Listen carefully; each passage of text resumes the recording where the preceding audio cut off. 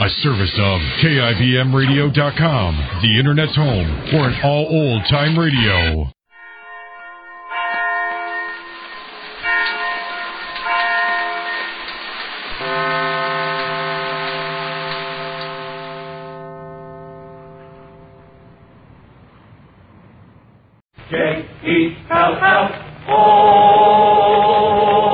The Jell-O program, starring Jack Benny, with Abe Lyman and his orchestra, coming to you from Radio City, New York. The orchestra opens the program with I Double Dare You.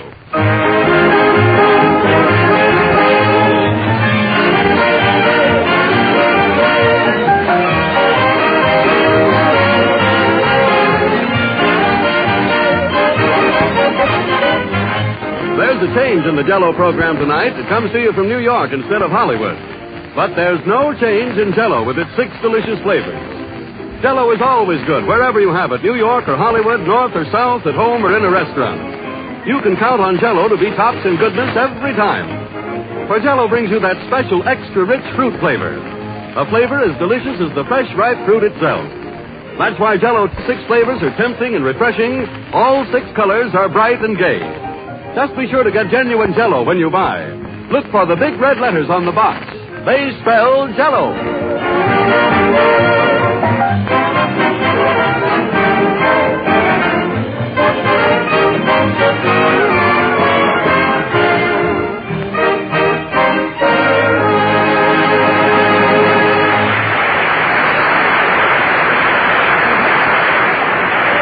That was I Double Dare You, played by the orchestra. Now, ladies and gentlemen, we bring you a man who traveled all the way from California to New York.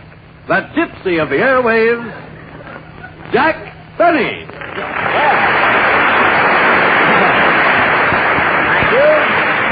Thank you very much. Hello again. This is Jack Benny, your little nomad talking.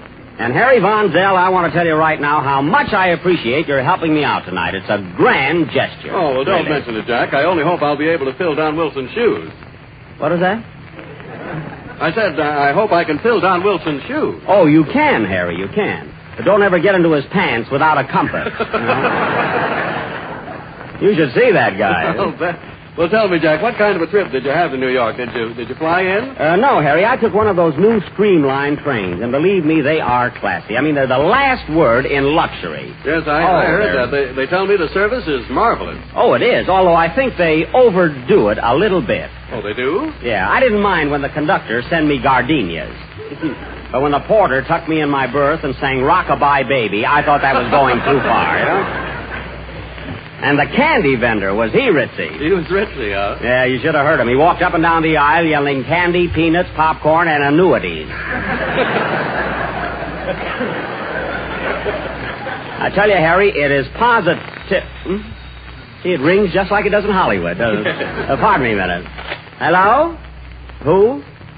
No, I'm sorry, miss. Phil Harris didn't come to New York with me. What? No, I can't run home and get him. Goodbye. That's all I've heard from every girl in town. Phil Harris, is he here? Where is he? Anyway, it looks like we ought to have a lot of fun, though, tonight, Harry. I don't know whether you know it or not, but your boss, Fred Allen, is coming up here. He is? Yeah. Well, that's funny. He told me he was going to an egg roll.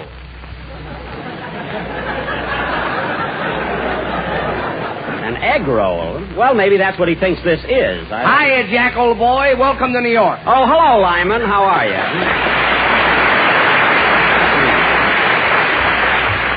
Little Bo Peep is here again. With us. Oh, well. Say, Jack, I want to thank you very much for letting me be on your program tonight. It was doggone sweet of you. Yes, it was. It was. Please try and act like a gentleman tonight, not a gorilla. Don't worry, Jack. I made up my mind to behave myself. I'm a changed guy. Well, that suits me, Abe. I'm glad to hear it. Here, Believe Jack, me. to show you my heart's in the right place, I brought you a bouquet of flowers. Flowers? Hey, wait a minute, Jack. Drop that bouquet. Why, what's wrong here? I saw Abe put a tarantula in that. A tarantula? Yeah. Why, those things are deadly. Abe Lyman, that's positively the worst thing I've ever heard of. Well, gee, I only did it for a laugh. A laugh. What a sense of humor. You're the kind of a guy who would give your grandmother a hot foot. I do, and she loves it. You and your practical jokes. Say, Harry, you know what Lyman did to me last summer in Hollywood? What? I was nice enough to invite him to my house for the weekend, and he put a shark in my swimming pool. He did? Yeah, I thought it was a rubber one until I started missing toes. How do you like that for a trick? That was one of my best gags. Yeah. Yeah. Well, look, Abe, just attend to your music tonight and keep away from me, will you? Come in. Oh, how do you do? Greetings, Mr. Benny. I don't think we've ever met before. My name is Ripley. Oh, Bob Ripley, the Believe It or Not man. Huh?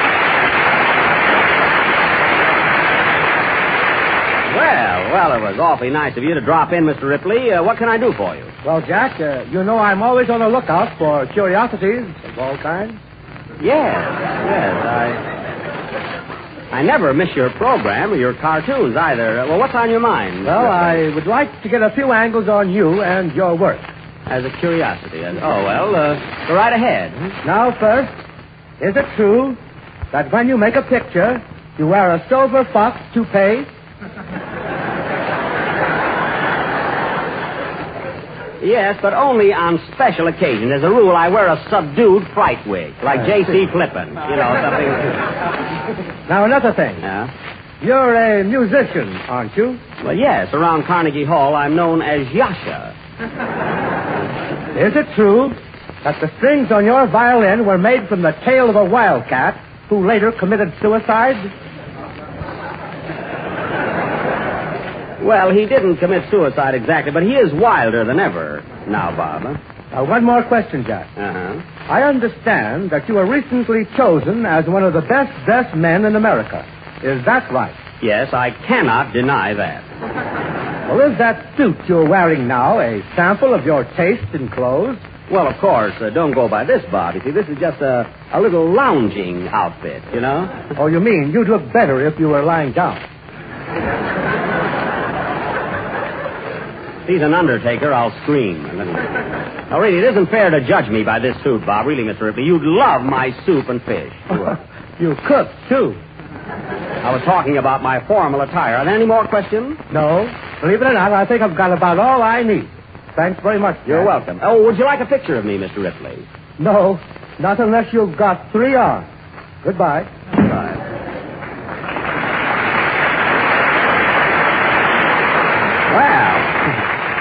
Well, Harry Ripley seems to be Harry Ripley seems to be a nice chap, although his questions were rather embarrassing. Now, what would I do with 3 arms? Well, you could play your violin and hold your nose at the same time.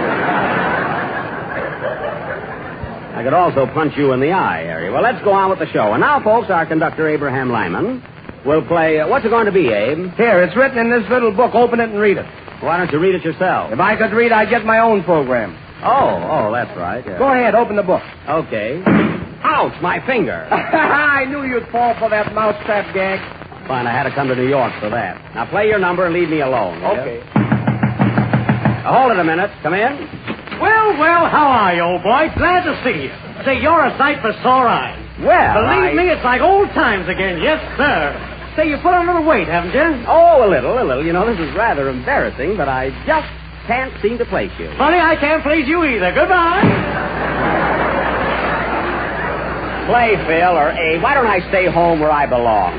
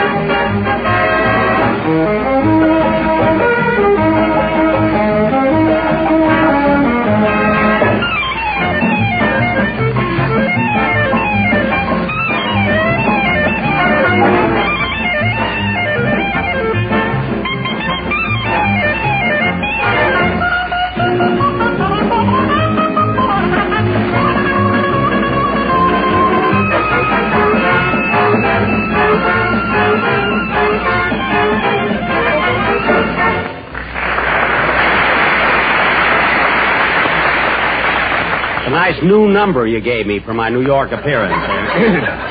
The Hallelujah, played by Abe Lyman. I hate to admit it, Abe, but it sounded all right, though. Say, your orchestra's changed a little. I see some new faces in there. Yes, Jack, and I'd like to have you meet some of the boys. This is my first violinist, Misha the Mug. Oh, hello, Misha. Hi, Toots. Nice boy. And, Jack, this is my piano player, Machine Gun Stokowski. My, what name? Say, Abe, who's that new saxophone player over there? You mean Butch? Yes. I noticed he was scribbling on a piece of paper all during the last number. What was that for? Well, every month he has to write a letter to the parole board. Well, that's sweet of him to remember. Harry, that's a nice bunch of boys Abe has here. Yes, they are, Jack. They all came in cabs, which they drove.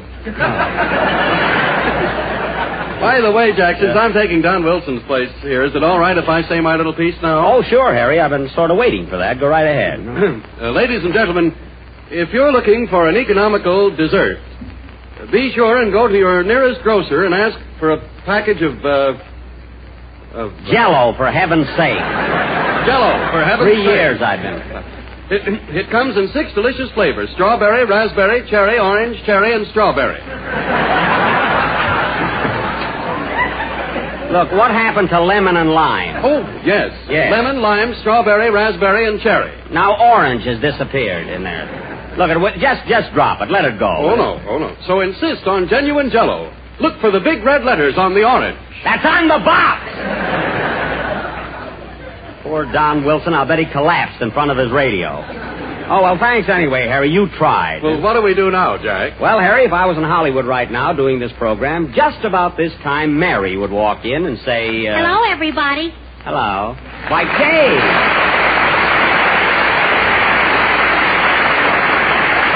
Kate Smith, you little lifesaver, you. You know, you couldn't have walked in at a more opportune time. Am I glad to see you? And I'm glad to see you, too, Jack. Are you having a good time in New York? Oh, wonderful. Really a swell. Kate, you know Harry Von Zell, don't you? Oh, sure. Hello, Harry. Glad to see you, Kate. And this is our temporary maestro, Abe Lyman. Yes, I've met Mr. Lyman before. Sure. Hello, Smitty. Hey. Don't mind him, Kate. He's a little on the rough side, you know. Don't worry, Jack. We'll get along all right. Sit down, Slat.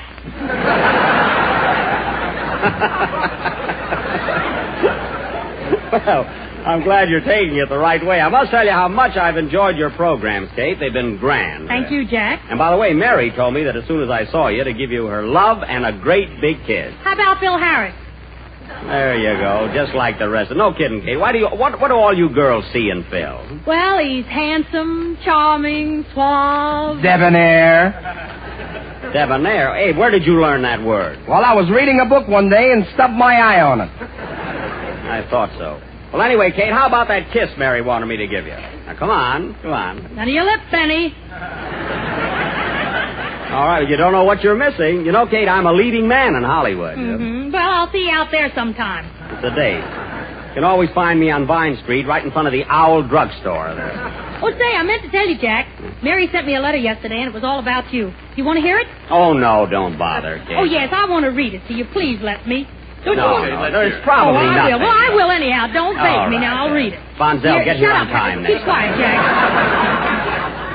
It reads, Dear Kate, glad to hear that you're taking my place. But as this is the first time you've ever worked with Jack, there are some things that every girl should know. It starts out bad. If Jack asks you out to dinner and tells you there's a marvelous floor show at the Automat, don't fall for it.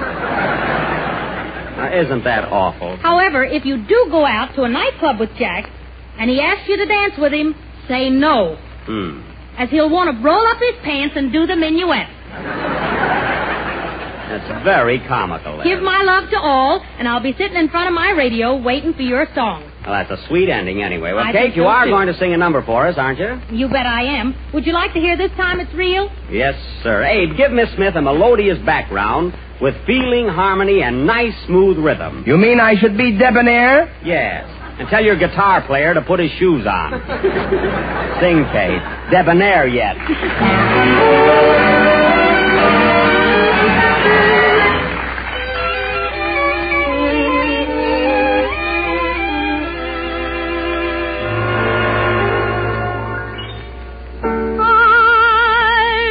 A fool knew nothing where love was concerned. I'm through with all confusion, for now I've learned.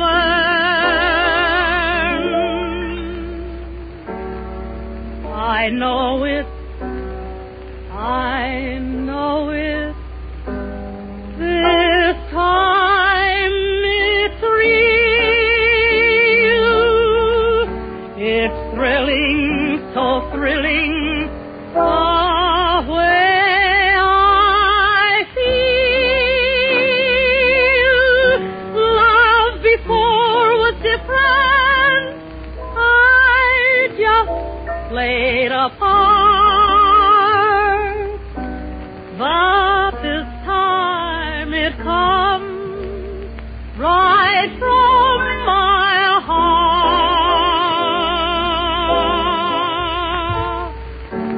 Pretending is ending this time. It's real. Forever and ever. Time will reveal. We were lucky, darling, when fate turned the wheel. I know it. I feel it. This time it's real.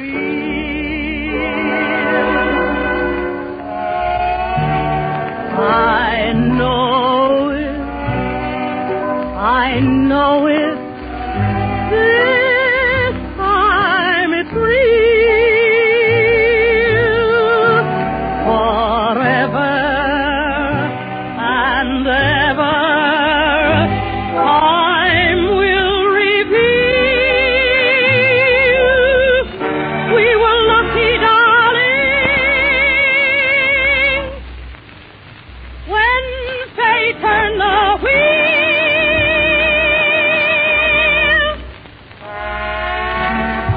I know it. I feel it.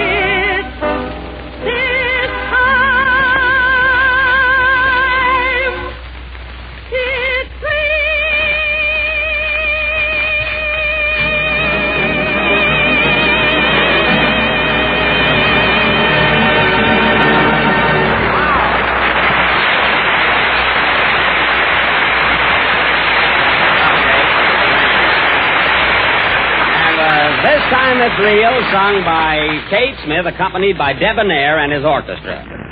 Kate, I must say that you sang just as good for Jell-O as you do for Calumet baking powder and Swan's Down cake flour. See, I got them both in there, didn't I? Sure did. You know, Kate, I would like to reciprocate in some way. Isn't there anything I can do for you while I'm in town? Oh, no, Jack. Thanks just the same. Well, you've been so sweet, though, Kate. Really, I insist. Well, all right.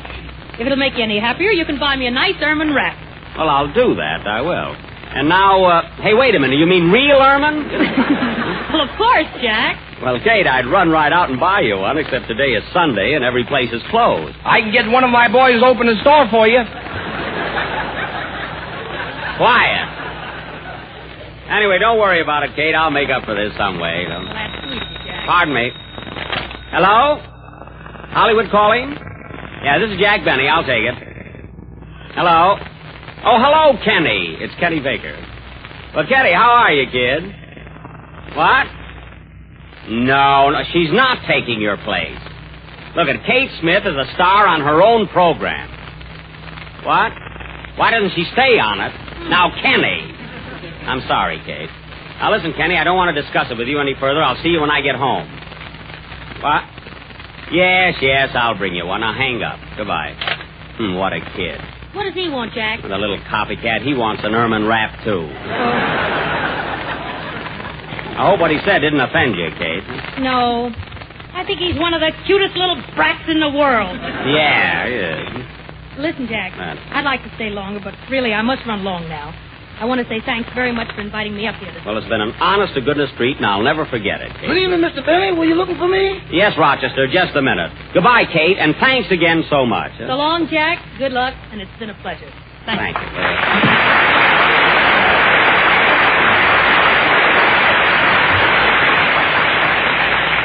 Well, Roch, I haven't seen you since we got off the train 4 days ago. Where were you? I've been weekending up in Harlem. We had a gin barbecue. Fine, I had to do all my own unpacking. What do you think I brought you along for? You didn't say. You're supposed to be working for me, and you spend all your time in Harlem. Suppose you went to all the hot spots. There ain't no cool ones there. Never mind. Now, look, Rochester, go right over to the Waldorf Astoria and straighten up my suite. Did you move from the YMCA? Rochester! I just went there for a swim. Now, run along. Okay. Boss, Yeah. I'm having a little financial recession. I see. I wonder if I could have an advance on my salary. Look, I already gave you an advance. I want something in advance of that. Oh, all right. Here's $5. Could you elevate that to $8.50? $8.50? What for? I promised to buy my gal a sun lamp. All right, here you are. Now, don't forget, Rochester. Don't forget, we're leaving Tuesday, so be sure and be up at the hotel. And come in. Well, look who's here. Come on in, Fred.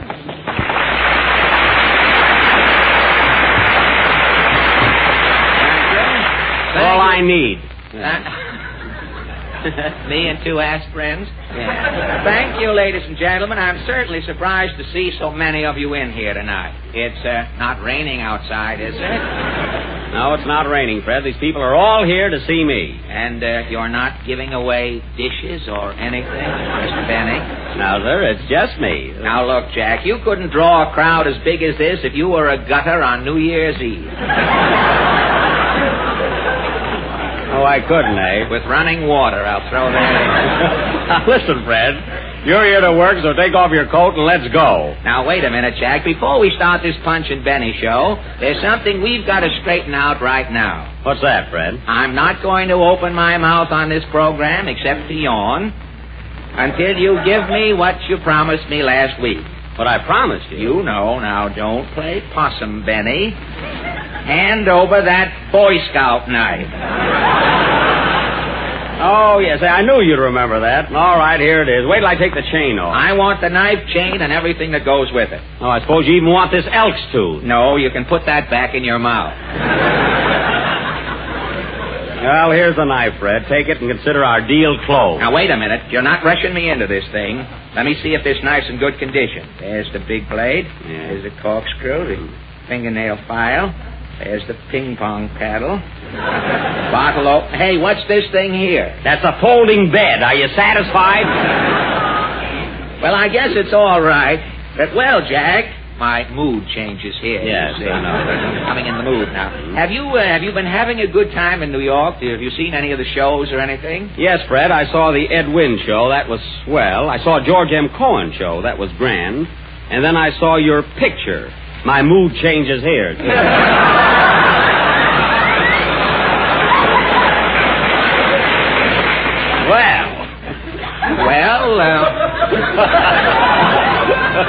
There wasn't an S on that well by any chance. Well, what about it? Nothing, Fred. Oh, wait. But if you got paid for that picture, and I think you did, you should split 50-50 with Santa Claus. First time I ever saw a radio comedian who was his own studio audience. Now,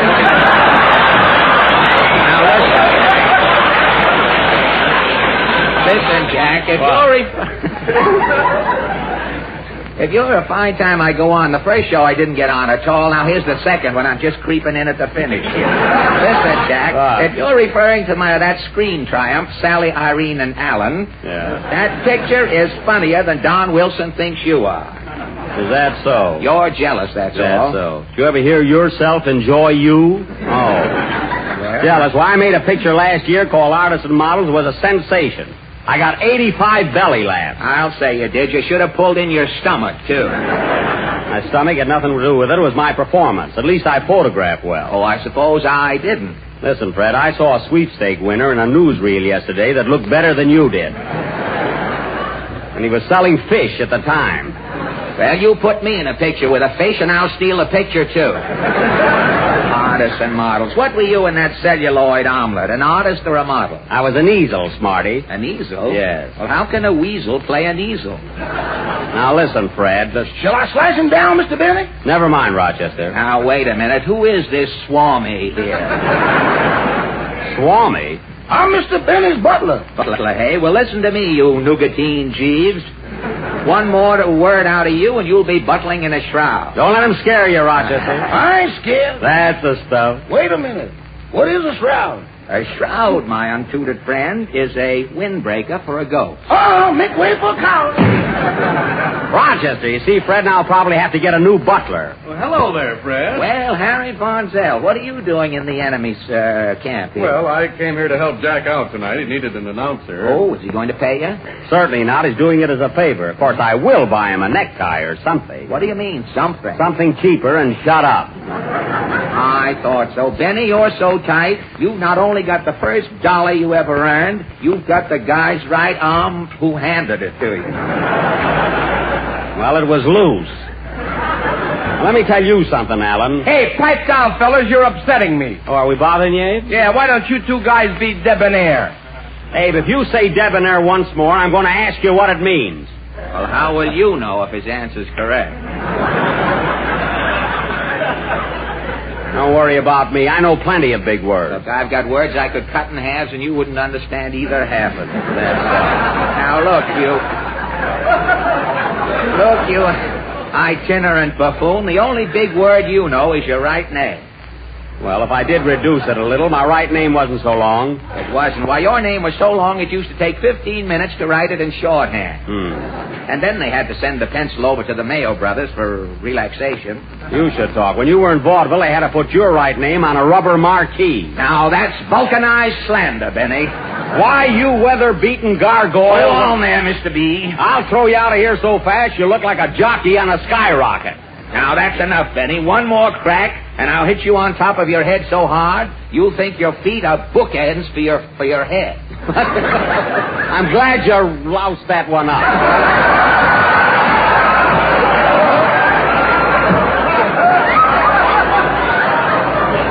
I'm taking my Boy Scout knife and getting out of here. Oh, that's fine. Thanks for coming over, you town all booed up. You're welcome, you war-he-can walk, you.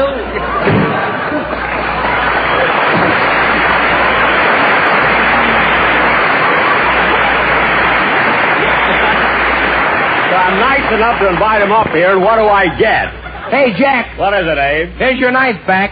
My knife? How'd you get it away from Alan? My flute player bumped into him. Oh, boy, that's marvelous. Thanks. You want his watch, too? Never mind. Play, Abe. You know, the crowning touch to a good meal is the dessert, the happy ending. Well, that's where Jell-O comes in, the happy ending for any meal.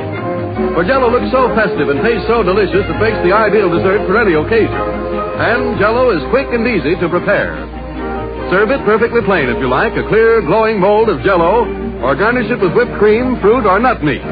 It's grand no matter how you serve it. But remember, only Jell-O brings you that delicious, extra-rich fruit flavor. So don't accept any substitutes. Get the real thing. The one and only genuine Jell-O. The last number of the 26th program in the new Jell-O series. We're with you again next Sunday night at the same time, broadcasting from Hollywood, California. I want to thank Harry Von Zell, Bob Ripley, Kate Smith, Abe Lyman, and Fred Allen for their cooperation. It was a grand gesture. And now, folks, come in. Mr. Benny? Yes? Is the program over yet? Just about. Say, how did you get to New York, anyhow? I flew in. I hope I land pretty soon. Oh, good night, doll. This is the National Broadcasting Company.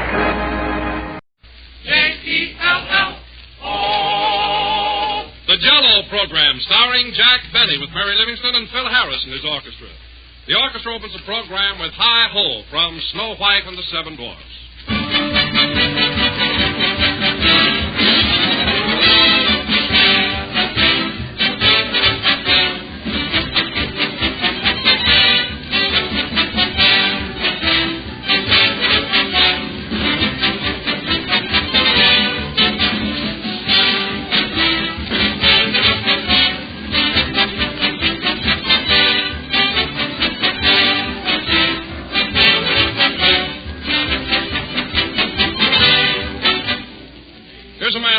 just to settle an argument for him. He's Mr. O. Beck of South Perry Street, Chicago. Mr. Beck writes, one person claims there are two Jellos. Another tells me there's only one Jello. Which is right?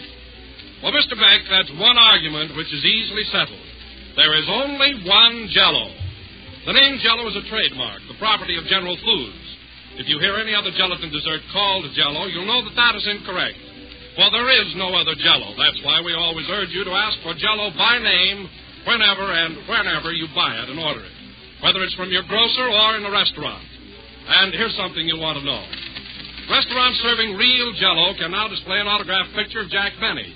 So look for his picture as your assurance that they serve genuine Jello. And remember, to enjoy Jello's extra rich fruit flavor, Jello's delicious true fruit goodness, always insist by name on the one and only genuine Jello.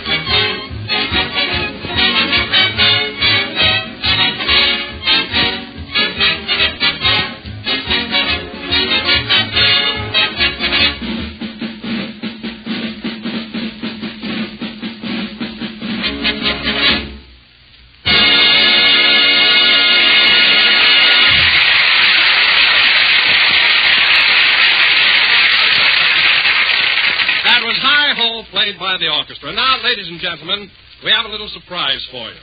Jack wired us that owing to a slight delay on the train, he'll be just a few minutes late. So in the meantime, while we're waiting for Jack, I'll turn the microphone over to his good friend and pinch hitter, Georgie Jessel.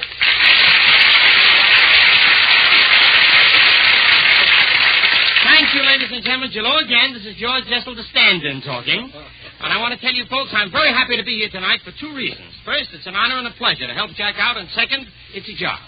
And, of course, Don, it's nice to be working with you, too. Well, thank you, Georgie. I think we'll get along just fine. Oh, by the way, Don, Jack does expect to give me something for this. By that I mean I hope he won't take advantage of our friendship. Oh, no, Georgie. Jack wouldn't do a thing like that. I'm sure he'll compensate you for your work. Well, I hope it's with money. You see, Don, I've already got a Boy Scout knife. And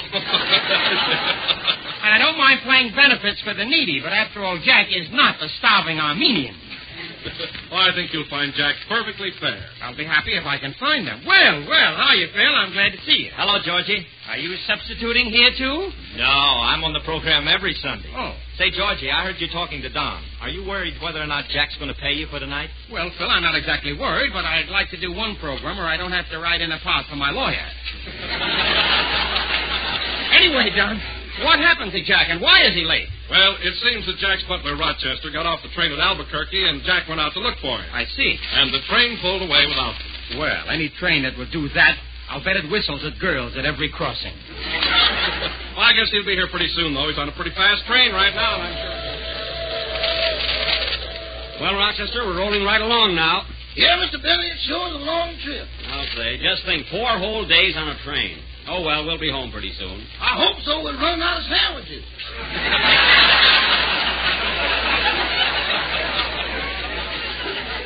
Well, we would have been home yesterday if you hadn't got off at Albuquerque to look at those Indians. I thought I was back in Harlem. Harlem, I told you before, all those people at the station were Indians. Indians? Yes. Well, just the same, I saw Papoose eat the pork chop. Well, what of it? He can be an Indian and still eat a pork chop. I know, but he had it between 2 slices of watermelon. All right, you win. But I want to tell you something, Rochester. It's the last time I'm going to take you to New York.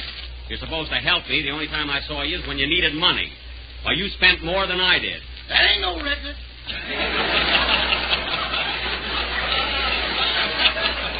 Well, never mind that. Another thing, you lied to me. You told me you needed the money for a new suit. Now, where is it? The suit? Yes, the suit. You mean the one I had my heart set on? Yes, where's that new suit I gave you the money for? Well, I'll tell you, boss. I was on my way to the store and got mixed up in a game of African badminton. Oh, so you lost your suit in a crap game, huh? Yes, sir. I rolled myself right out of the Easter parade.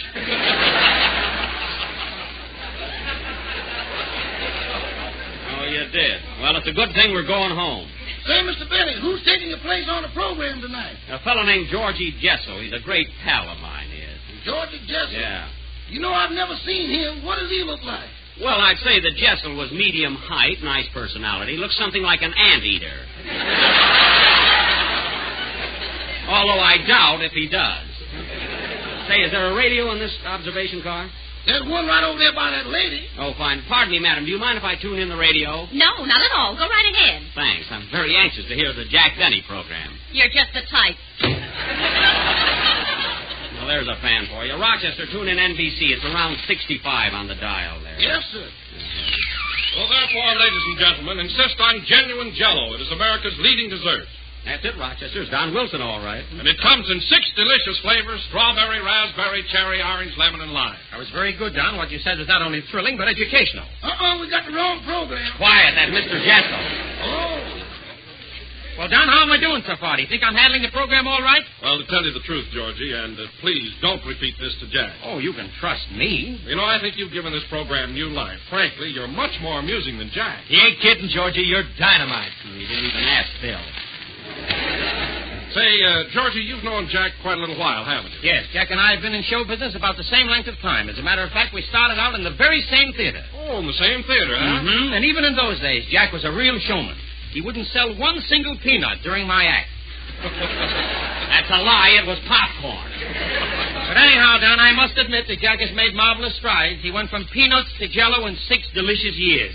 Oh, say, Don, where's Mary? Here I am. Hello, Georgie. There's Mary. Doesn't she sound natural? Well, Mary, I bet you're anxious for Jack to get back. It'll seem sort of strange working with me. No, I like to work with you, Georgie. You want to know something? Now, don't repeat this to Jack, will you? Oh, you can trust me. Well, believe me, it gets pretty tiresome week after week looking at that blank face of his. Looks like a bowl of mush. Much yet. Well, Mary, after all, I'm not so much to look at myself. I've never been taken for a Mona Loy. Of course, she's much taller than I am. But at least you're different than Jack. You smile and laugh once in a while. Jack never laughs. Well, my teeth don't slip out. That's a good one. Now, Rochester, my teeth don't slip out. No, sir. You hold them in better than anybody. Get away from me. I want to hear this. Say, Mary, I'd like to ask you something, and believe me, you're the first one I've mentioned this to. Now, what do you think Jack's going to give me for taking his place tonight? Oh, he'll take care of you. First, he'll tell you how wonderful it was of you to come up here, and then he'll give you a great big pat on the back. You mean the same as I get every place else? But, Mary, Jack isn't that tight. He isn't, eh? Listen, Georgie. Jack has been in New York a week, and I'll bet he's still got California air in his pocketbook. But surely he'd open it up to let the moths see Radio City, wouldn't he? Rochester. He ain't no good at all. Yeah, I wish this train would get in. Come here, Georgie. You want me to tell you something? What is it? You remember that birthday party Jack gave for himself about a month ago, and he invited a big crowd? Yes, I remember. What are you laughing at? Well, between the first 2 courses, he ran out and had all the presents of praise. And then what happened? Was Jack mad? He only broke even on the dinner. The little traitor. They're sure tearing you down, boy. To think I bought them all gifts. And Mary's I can't wear. You can fold it up and use it for silk handkerchiefs.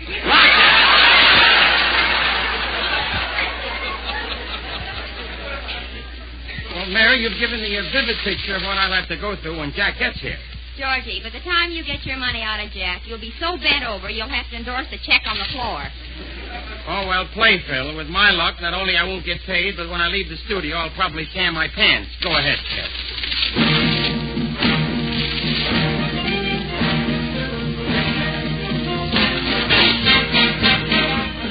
Hey, that music sounds like Harris, all right. Yes, sir. Los Angeles, all out. Last one off the train with old tomato.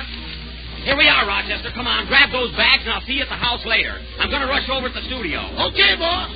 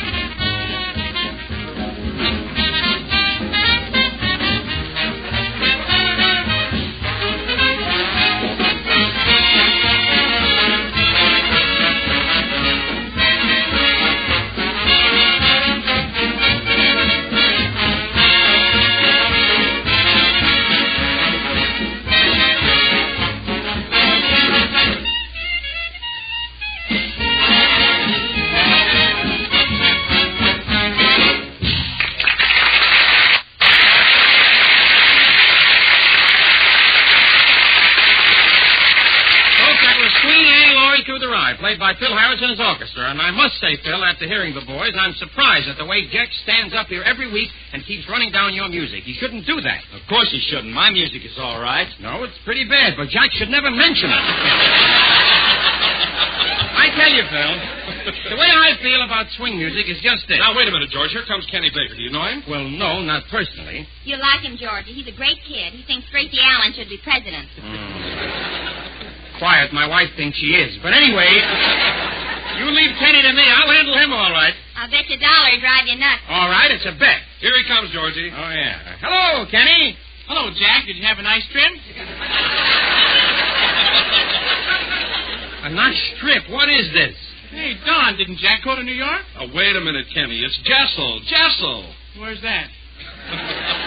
Well, I've lost 35 cents already. Listen, Kenny, I'm just taking Jack's place till he gets here. My name is Jessel. Oh, yes. Well, gee whiz, I didn't recognize you there for a minute. I thought you did. Well, you know me now, don't you? Sure. Say, didn't I see you in a picture the other day with Betty Davis? What picture? Jessel Bell.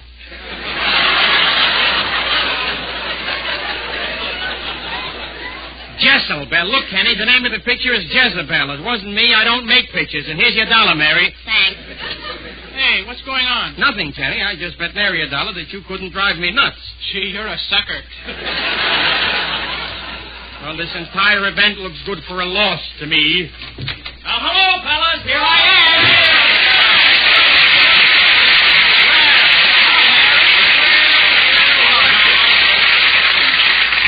Well, it's sure good to be back. I'm certainly glad to see you, Jack. Believe me. Me too. I really missed you, old pal. So did I, Jack. Gee, am I tickled to see you? Oh, yes, of course, certainly. I'm tight except for my teeth, which slip out. And I got a face like a bowl of mush. Doesn't have to be in a bowl. Well, there was a radio on the train. I heard every word you fellas said. That was fine loyalty talking behind my back. Well, I didn't say anything against you, Jack. I know you didn't, Kenny. I just got here. I know that, too. Hello, Georgie. How do you like it here? I'll know in a little while. Well,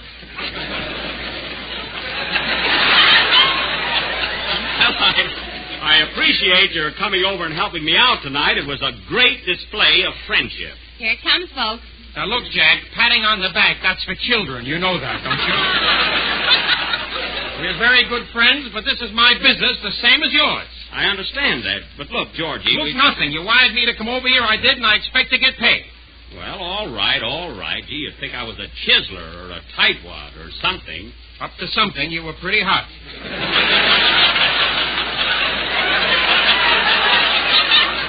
Well, I just don't want to be robbed, that's all.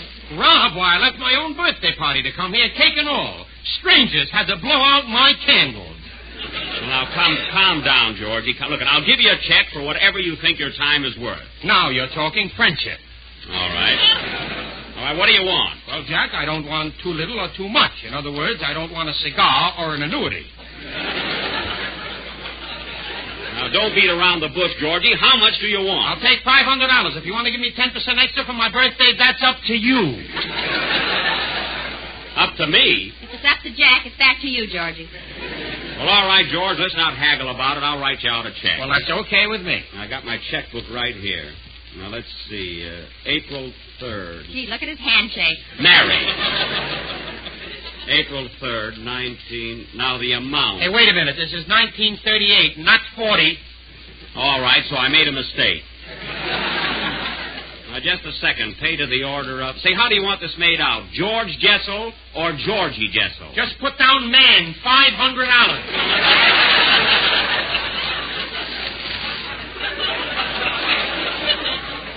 All right, here's your check. Oh, thanks, Jack, and it's really been a pleasure. If you ever need me again, don't fail to call on me. Oh, I will. By the way, Georgie, where can I get in touch with you? I mean, what's your phone number? Anteater, 8056. Goodbye, everybody.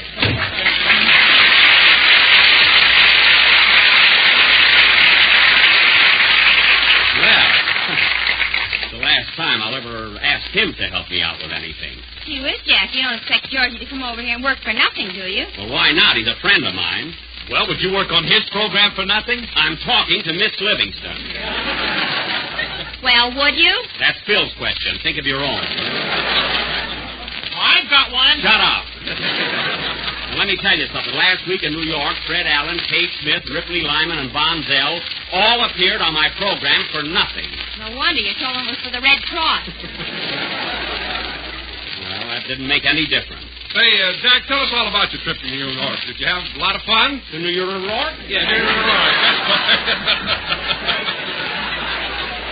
I went to New York. Oh, I plan to go. Well, I'll tell you about it later. Wait till I get settled here. Kenny, are you ready for your song? All set, Jack. Go ahead. Wait a minute. Come in. Mr. Benny? Yes? Here I am, bouncing in again. Oh, for heaven's sake, who are you? The check you just gave Jessel. Goodbye. I can't understand that. The banks are closed today. Sing, Kenny.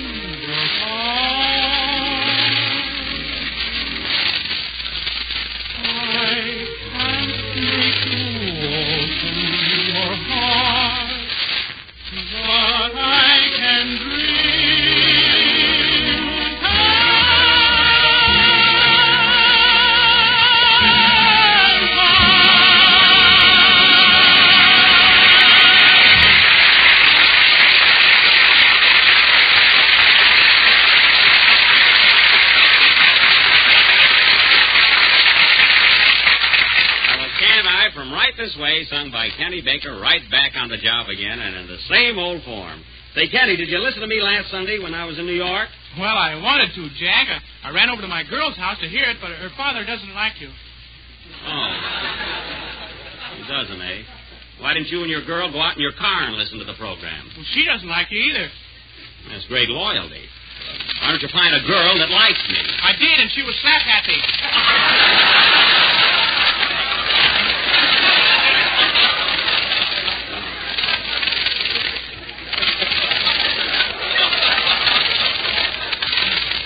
To know how the program came over last Sunday. Did you hear it, Mary? Well, I invited a big crowd over to the house that night. You know how it is. Some wanted to dance and some wanted to listen to you, so we took a vote. Oh, how did it come out? The Big Apple won by a landslide. That's fine. You were the hostess. Why didn't you put your foot down? I did. I said, this is my party. You can either listen to Jack's program or go home. Read that again, Mary. It's an awfully good line. I don't know. You know, put force into it. Go ahead. I did. Wait, I'll ask you first. You were the hostess. Why didn't you put your foot down? I did. I said, this is my party. You can either listen to Jack's program or go home. That's great. And what else did you say? Nothing. I was alone. So I went to bed. Well, as long as you're left alone, you could have listened to me. Why all this hurry about getting to sleep? I'm having a continued dream about Clark Gable. Oh. And I didn't want to miss Chapter 12. That's a very feeble excuse. Did you hear the program, Don? Well, to tell you the truth, Never mind. can say is, I'm certainly proud of my associates. Not one of you listened to me. Now, wait a minute, Jack. Don't be so hasty. I heard the program from beginning to end. It was great. Thanks, Bill. Say, how'd you like that routine I did with Paul White? Oh, that was swell. I'll tell you, Jack, I'm still laughing. Well, stop laughing. Whiteman wasn't even there. You double-crosser, you didn't hear the program. I did, too. Well, how did you hear Whiteman when he wasn't there? I could have been drunk, you know. Well, you were nowhere near a radio last Sunday. I was, too, and I heard every word of that program. Why, Phil, you're nothing but a great big liar. You've got something there. What a gang to think that not one of you could devote a half hour to me. Come in. Well, look who's here. Hiya, Buck. Hello, stranger.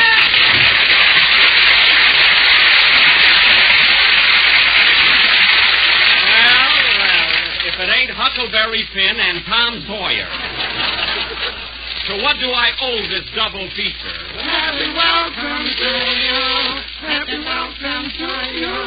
Happy welcome, Jack Benny. Happy welcome to you. I got the That's what I call a real greeting. Say, Andy, how come you and Slap came up here together tonight? Well, I'll tell you, Buck, Slap and I are neighbors now. While you were away, I sold him part of my ranch. Oh, you did? Well, that's a surprise to me. So you're a farmer now, eh, Slap? That's me, by cricket, Zeke Slapperman. Well, Slap, I can't picture you behind a plow. What do you keep on your ranch? Oh, I got everything. Sheep, cows, dogs, goosies. Goosey? You know, a sea-going chicken. And you bought the land and all the livestock from Andy, huh? Yes, sir, Buck, and I gave him a square deal. Yeah, a square deal, he calls it. 3 times already he sold me the same homing pigeons. No kidding. Did you do that, Andy? Well, you ought to be ashamed of yourself selling pigeons to Slap that fly right back to you. I only sell them, Buck. I can't change their habits. Well, tell me, Slap, what did he charge you for them? You mean for each pigeon? Yes. $1.50 a round trip. Well, that's fair enough. But I'll tell you one thing, Buck. I gave him a real bargain on a cow. Oh, he sold you a cow, too, eh, Slap? Yeah, a fine bargain. Only 1 faucet worth.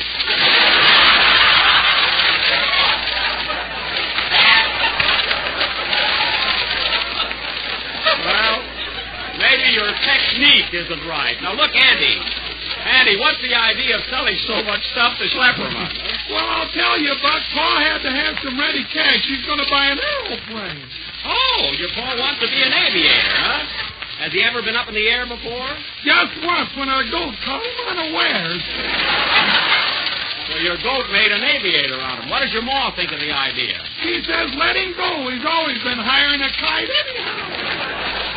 Well, I wish him a lot of luck. Well, Buck, guess we'll be running along now. Just dropped in to welcome you back home. Goodbye, Jackie boy. Come out and sit here sometimes to my ranch. Thanks, I'll do that. What's the name of your place? Slapperman's Hacienda. Suits, cloaks, and fresh eggs. Fine, I'll be there. So long, boys. Oh, say, Buck, I forgot to ask you, did you have a nice time in New York? Oh, swell, Andy. Well, that's good. Well, come on, Zeke. Okay, partner. Come on the range where the deer and the cantaloupe play. Well, so Schlepperman is a farmer now. That's as big a surprise as Andy talking with a dialect. Won't be long now. Well, fellas, the program's nearly over. Think I'll call it a day. I'm so tired from that long train ride. Guess I'll run along home. I don't blame you, Jack. Get some rest. That's just what I need. Gee, it'll be good to see the house again. You know, I don't care where you travel. There's nothing like home sweet home. Well, so long, fellas. Goodbye, Jack. Oh, wait a minute. There's the phone. I'll take it. Hello? Hello, Mr. Denny. You coming home pretty soon? Yes, Rochester. Why? Is there anything wrong? Well, boss, I think we had visitors while we was away. Visitors? Yeah, the drawers are all mucked up. Well, the mice could have done that. There must have been big ones. The grand piano's missing. The grand piano? Why, we've had burglars. It could have been the finance company. That's ridiculous. What else is missing? You know that great big picture of you that hangs on the north wall? Which one? The one where you're wearing evening clothes. Yes. What about it? You're in DVDs now.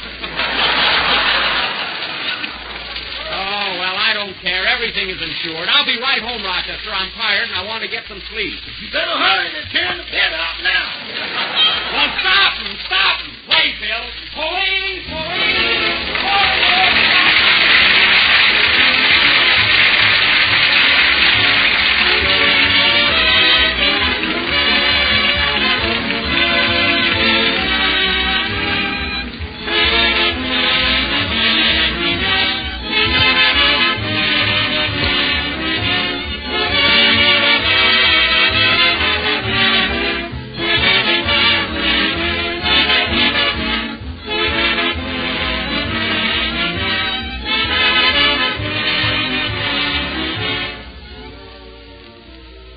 If your family's appetite has a touch of spring fever, here's a swell way to cure it. It's a crisp, inviting spring salad. Carrot and cabbage salad made with shimmering lemon jello. It's a fresh, tangy vegetable combination that's especially nice for Lent. And here's the way to make it. Dissolve 1 package of lemon jello in hot water. Add 2 tablespoons of vinegar and half a teaspoon of salt. Chill until slightly thickened. Then fold in 1 cup of grated raw carrots and 1 cup of shredded cabbage. Chill until firm, unmold on crisp lettuce, and serve with real mayonnaise. And believe me, you really have something. A clear golden mold of lemon jello with crisp carrots and cabbage inside. It's cheerful to look at as the first spring sunshine, tart and tangy, crisp and fresh tasting. It's perfectly swell to eat. Just be sure to make it with genuine jello. So order some lemon jello tomorrow and try this brand new salad. And when you're ordering, look for the big red letters on the box. They spell Jello.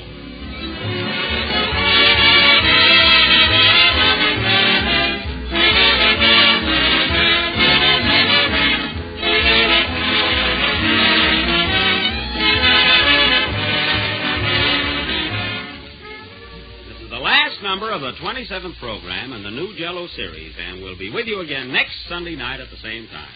I want to thank Georgie Jessel for helping me out this evening, and wish him good luck on his personal appearance in Detroit next week.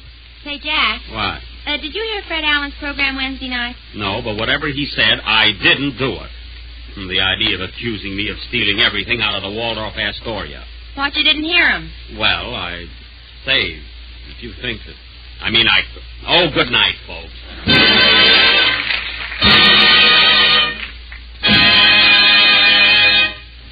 J-E-L-L. Programs at Tennessee Mervyn Roy Productions. Tonight, we love is from Romance in the Dark. This is the National Broadcasting Company.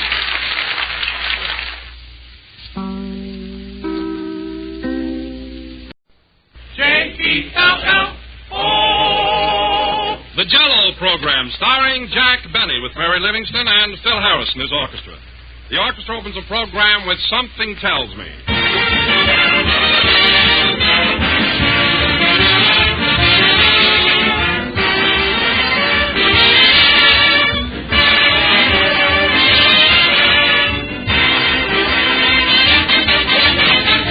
This is that restless time of the year when most of us want something new, something different. Well, if you have that urge to discover new things, all you have to do is step into your own kitchen and open a box of Jell-O.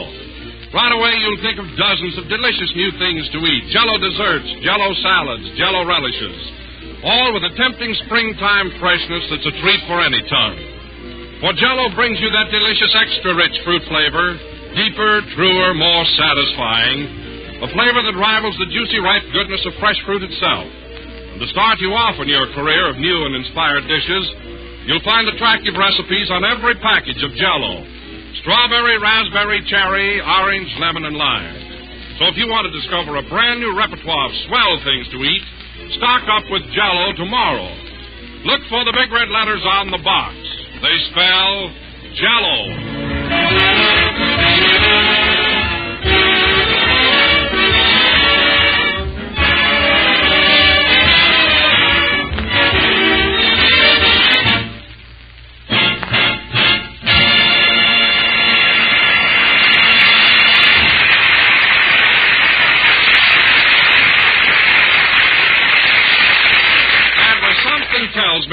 by the orchestra. And now, ladies and gentlemen, we bring you a man who has just become Beverly Hills' latest taxpayer and homeowner, Jack Benny.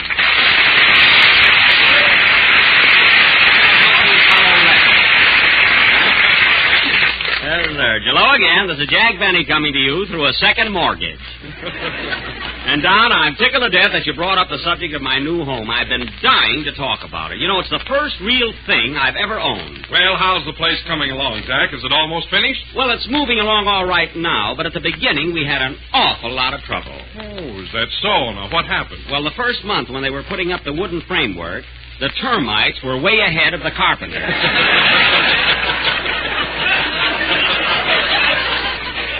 Oh, they were hungry little devils, you know? Yes, indeed. Those termites are vicious. Why, they'll eat the lumber as soon as you put it up. Put it up nothing. These babies used to run down the street and meet the truck.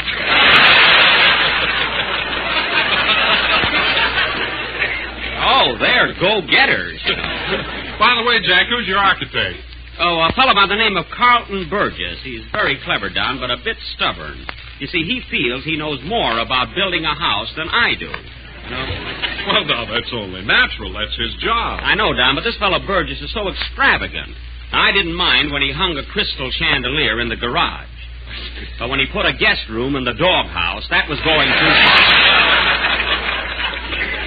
You know, if Fido has friends, let him move over. But I guess you have to expect those things, you know. Say, Jack, are you going to have a swimming pool? What's that, Phil? I say, are you going to have a swimming pool? Oh, sure, it's already built. And that's another thing Burgess went overboard on. I asked for a little place where I could wade. I wish you could see the size of the swimming pool he built for me. How big is it? How big? Well, there's a lighthouse in it. That's how big it is.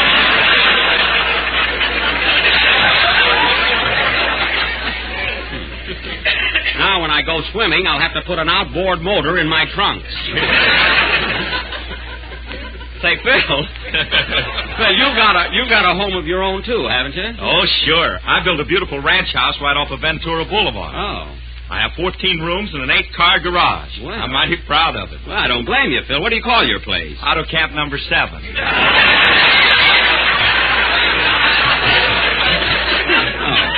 Well, of course, mine is going to be a private home, naturally, you know. Hello, Jack. Oh, hello, Mary. Say, I want to thank you for helping me out. You're doing so much shopping and everything. Did you pick out the wallpaper for my dining room yet? Oh, sure, Jack, and it's beautiful. It is, eh? It's a deep salmon color and has pink billy goats leaping over lavender cactus plants. Is that for my dining room? Yes. I've lost my appetite already. What did you get for my bedroom? Well, for that, I got bright gold wallpaper with little red butterflies chasing baby blue gorillas. And there's an American flag spread all over the ceiling. That's fine. I'll have to sleep standing up.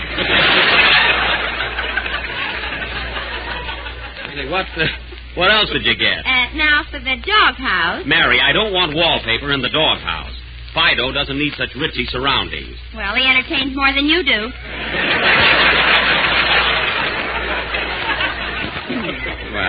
Well, he's a good mixer. Anyway... I like that. It's a good mixer. Anyway, thanks just the same, Mary, really. Say, Jack, I'd like to drive out and see your place sometime. Is it a nice neighborhood? No, that's a silly question. Why, sure, Certainly, I'm in a swell neighborhood, ain't I, Mary? I'll say. Listen, Don, you know Ginger Rogers, the movie star, don't you? Oh, yes, Mary. Well, her uncle buys fish at the market right next door to Jack's house. Uncle, it's her brother. That's even closer. And, Don, as a special tribute to you, I'm going to have a bed of red tulips in front of the house that spell out Jello. Jell-O. Well, now, that's a lovely gesture, Jack, but why don't you also spell out the 6 delicious flavors? Oh, come now, Don. That would run into tulips, you know. But it's a thought, anyway. Oh, hello, Kenny. Hiya, Jack. Hello, Don. Hello, Kenny. Hiya, Mary. Hiya, Phil. Hello. Well, we're all here. Yes, we're all here, Kenny. In fact, we've been here since the program started. Where were you? Well, I was driving in from my place through Beverly Hills. I passed a bunch of carpenters building a house. Oh, boy, what a screwy place. Well, what are you fellas laughing at? It probably wasn't my house. No, this is right next to a fish market. That's Jack's place, all right. Now, wait a minute, Phil. That doesn't mean it was my house. There are a lot of fish markets. Say, Kenny, was there a turkish bath on the other side? Yes, there was. Wiggle out of that, Jack. Say, maybe it was my place. What were the carpenters doing, Kenny? Were they busy? I'll say they were selling lumber. Selling lumber?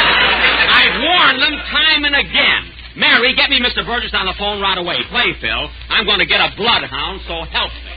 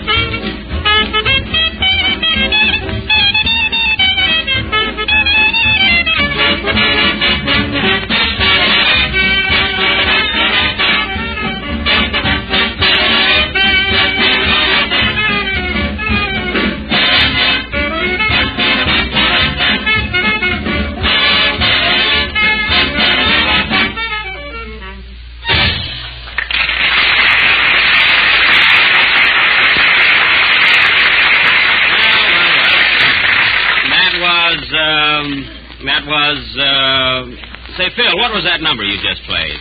Just a minute, Jack. I'll ask one of my boys. Hey, Frank, what was that number we just finished? Oh, that moon's here again.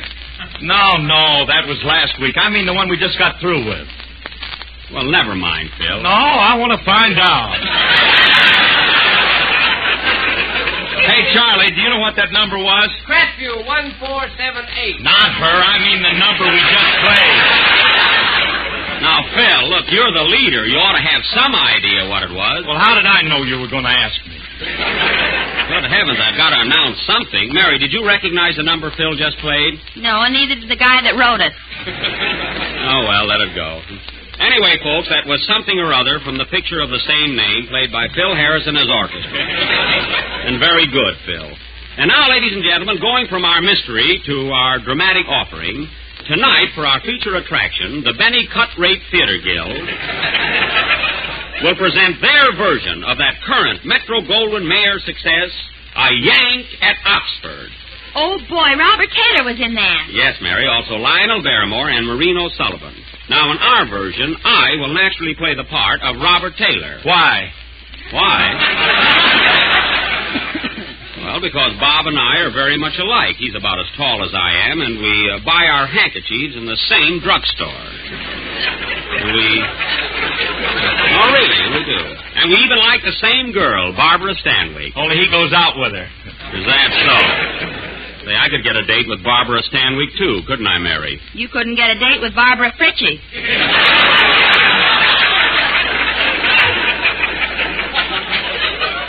Barbara Fritchie? What studio is she with? 18th Century Fox and keep still. Now, getting back to our drama, I will play the part of that track star and all-around athlete, Robert Benny, better known as Speedy. And Mary will be Maureen O'Livingston, my sweetheart. Say, Jack, who's going to play your father? You know, Lionel Barrymore's part. Well, I'll tell you, Mary, I've been trying to get Lionel Barrymore himself to play it. I've been sort of fishing around for him, but so far, no luck. Why don't you put some money on the hook?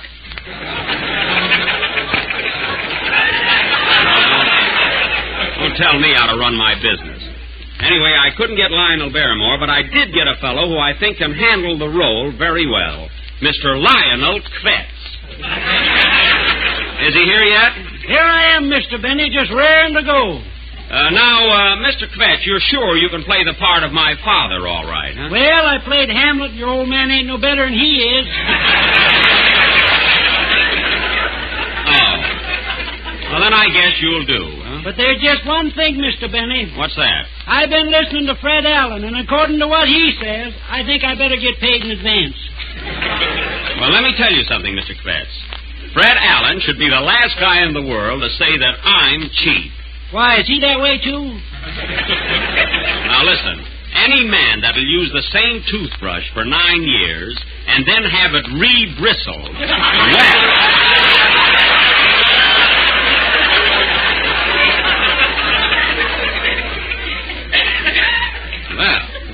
Gee whiz, he can't be that bad. He can't, eh? Now, you may not believe this, Mr. Kvetz, but Allen makes his own underwear out of old flour sacks. His shorts have swan's down stamped on them. Is that a fact? Absolutely. I kicked him in the pants one day and started a dust storm.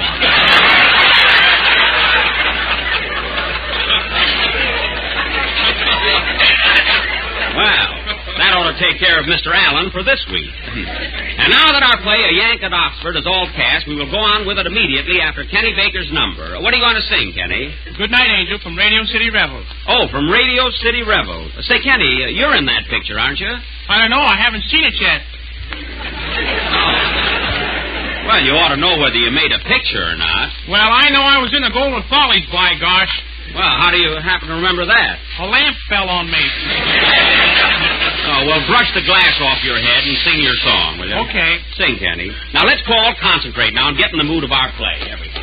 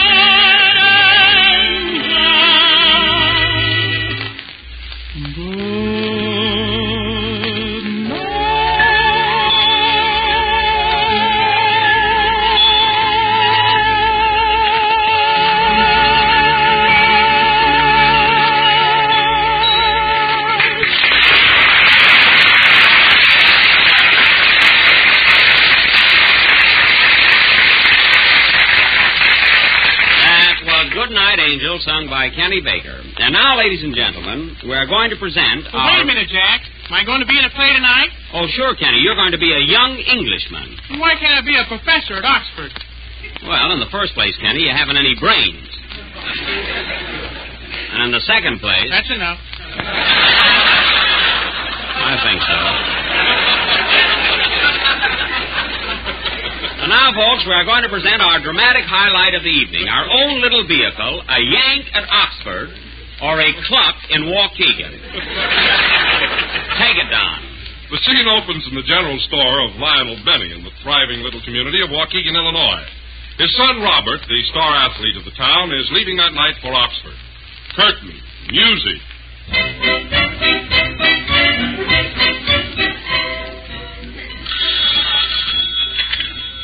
Hello? Waukegan Emporium.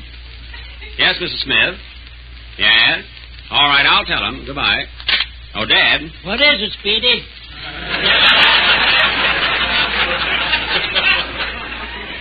Mrs. Smith says that the mousetrap you sold her yesterday is the wrong size. Wrong size? How does she know? She just caught a bear in it. There ain't no bears around here. It must be her husband. Well, I better tell her she's going to make a rug out of them. Never mind that. Here, son, deliver this order of groceries to Mrs. Bunker. She lives at 216 Maple Street. Why, that's only about a mile away, Dad. I can make it in no time. You know, I won the 100-yard dash this morning. You did? Who did you run against? Seabiscuit. Well, here I go, Pop. Here are your victuals, Mrs. Bunker. Thanks. Goodbye. Well, what's next, Pop?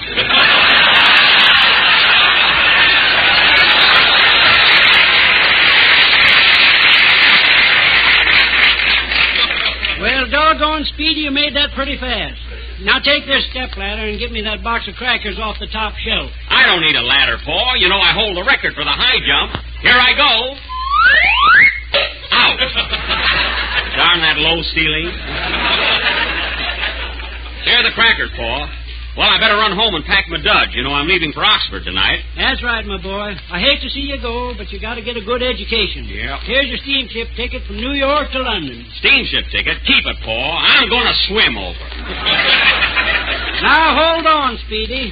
Just because you swam across Lake Michigan don't mean you can swim the Atlantic Ocean. That's right, Paul. Maybe I better take it easy. I'll row across. That's the way to talk, my son. Say, did you tell Maureen you're leaving? No, Dad, I didn't. I just couldn't bear to tell her. We've been going together for 8 years, and I'm afraid it'll break her heart. I know, son. It'll be a great shock to her. Here she comes now. Gosh, she looks pretty. Hello, Maureen. Hello, Speedy. That's Speedy.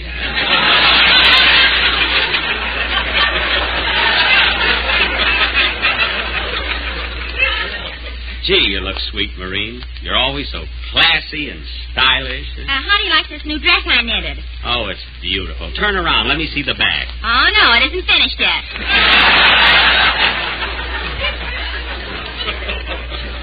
Now, listen, Maureen. There's something I must tell you. Something that, gee, I don't know how to begin. Well, I do. I want a can of corn, a pound of coffee, 3 lamb chops. Maureen, I must tell you. I'm leaving tonight for Oxford. A dozen eggs. Can't you understand, honey? I'll be gone 4 long years. 4 years, Bob? Yes. That's terrible. And a bottle of ketchup. Now, don't take it so hard, gal.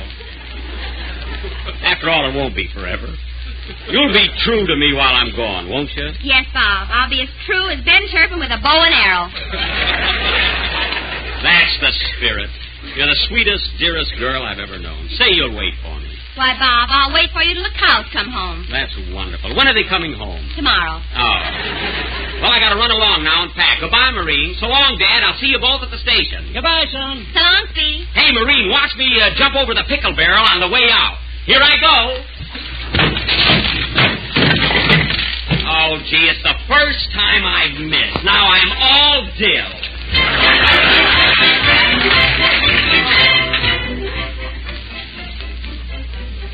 We now take you to the railroad station where the whole town's turned out to see Speedy off. Listen to George Pritchard and his Philharmonic Orchestra.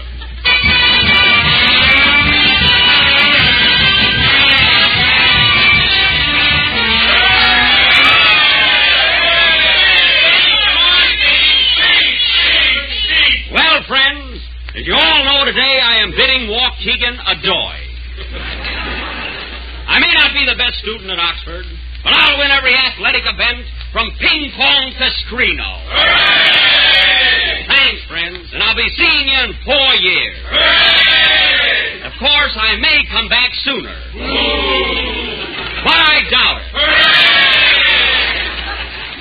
Well, so long, Paul. Goodbye, my boy. Take good care of yourself. Well, Marine, aren't you going to kiss me goodbye? I'll say I am. And aren't you going to miss me, honey? I'll say I am. Gee, it looks like rain. I'll say I am. Oh, stop already. I think I am. Well, goodbye, darling. Goodbye, Bob. Hurry back in 4 years. I will, dear. Come on, Marine. Let's go to a movie. Okay, Stanislaus. Stanislaus, who is this guy? My new boyfriend. The cows came home early. Oh, I see. All aboard.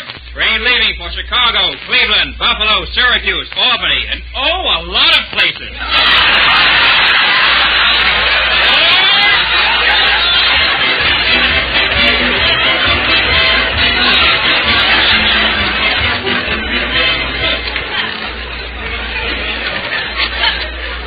We now take you to the middle of the Atlantic Ocean, where we find Speedy Betty in a rowboat headed for dear old England.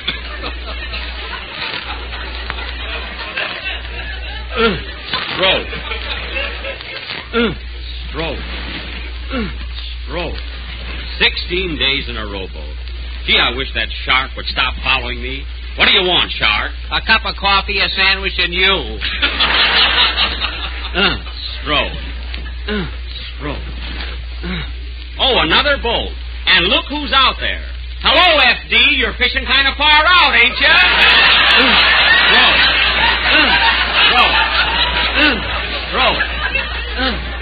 At last, our hero arrives in England, and now we pick him up on a road 15 miles out of London. He's lost and trying to find his way to Oxford. Pardon me, folks. I'm on land now. Gee, I've been walking around for days, and no one seems to know where Oxford is.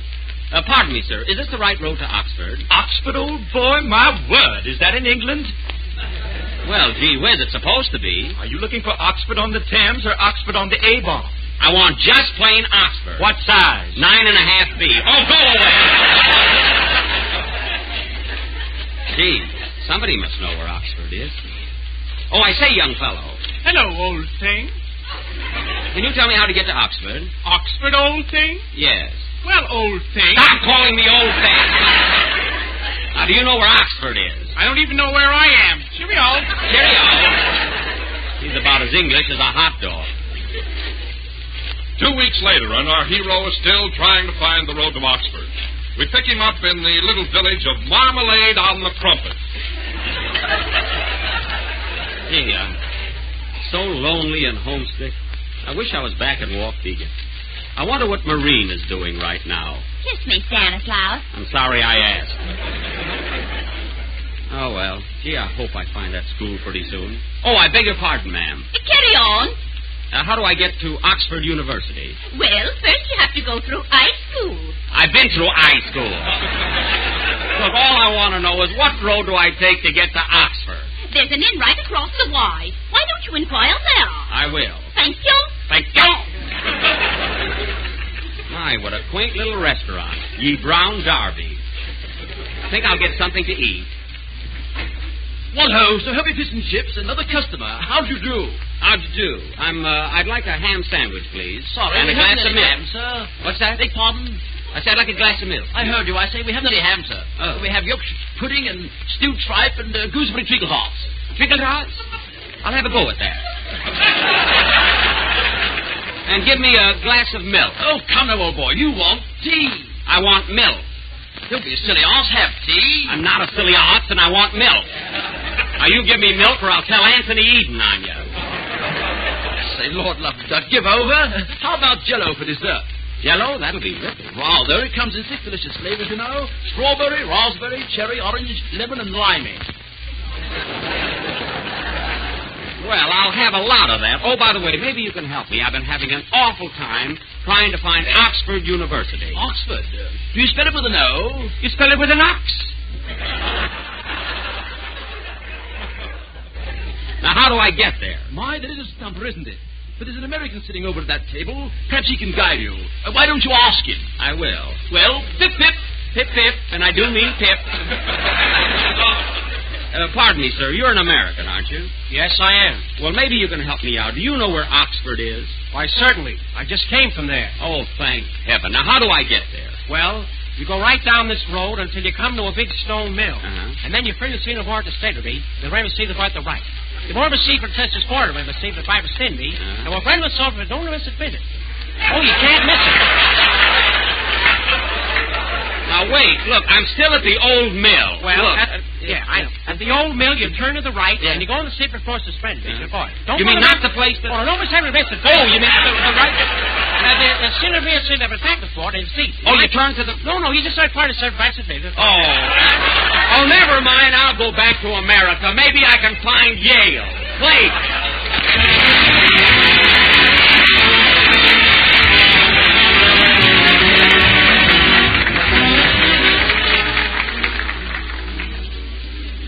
Here's a way to give your family a cheerful springtime dessert tomorrow night. A swell new dessert that's quick and easy and sure to come out perfect. It's called Red Cherry Cup, and it's made with glowing cherry jello and canned red cherries. It's bright with color, it's crammed with fruit goodness, and it takes just next to no time to make. Dissolve 1 package of cherry jello in hot water and chill until slightly thickened. Then fold in 2 cups of seeded canned red cherries, turn into individual sherbet glasses, and chill until firm. Serve as is or topped with whipped cream. Either way, you've a prize winner. For cherry jello has a lovely crimson color and such a delicious extra-rich fruit flavor that it's hard to tell where the jello stops and the cherries begin. Just be sure to make your Red Cherry Cup with genuine jello, for jello brings you that tempting extra-rich fruit flavor. Order some jello tomorrow and try this grand dessert.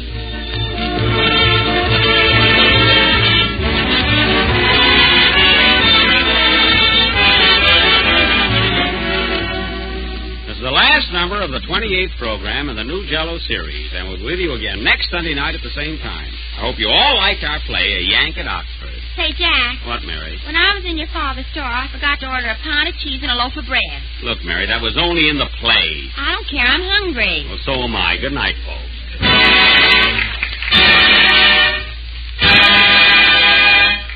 J-E-L-L-O.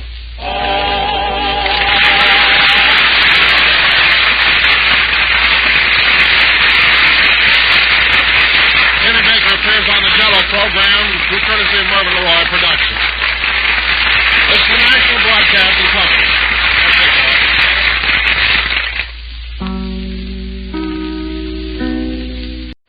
J-E-L-L-O. The Jello program, starring Jack Benny with Mary Livingston and Phil Harris and his orchestra. The orchestra opens the program with Cry, Baby, Cry.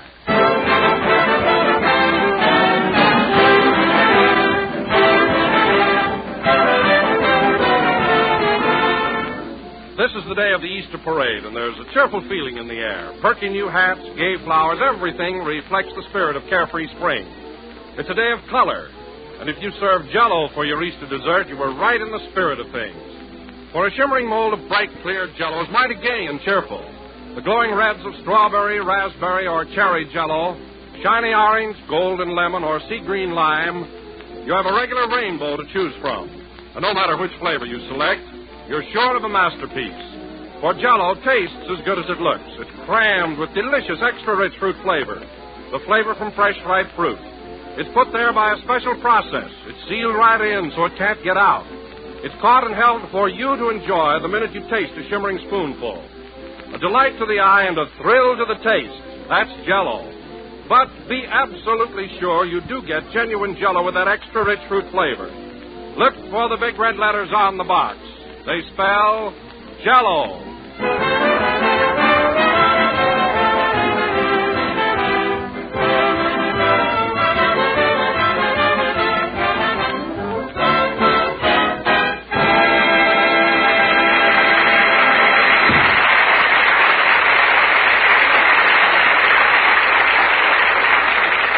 That was Cry, Baby, Cry, played by the orchestra. Now, ladies and gentlemen, we bring you a man who is celebrating Easter with a new suit, new shirt, new tie, and new shoes that squeak, Jack Benny.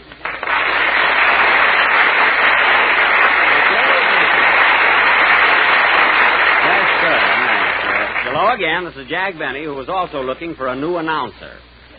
And listen, Don, it was nice of you to mention my Easter outfit, but it so happens that my shoes do not squeak. They might chirp a little because they're happy. But they do not squeak. Why, Jack, I heard you when you came into the studio. You sounded like a rusty beer sign in the wind. Now, Don, every new shoe has a little something to say, but I repeat, mine do not squeak. All right, then, just walk around the microphone and see what happens. Okay, Smarty.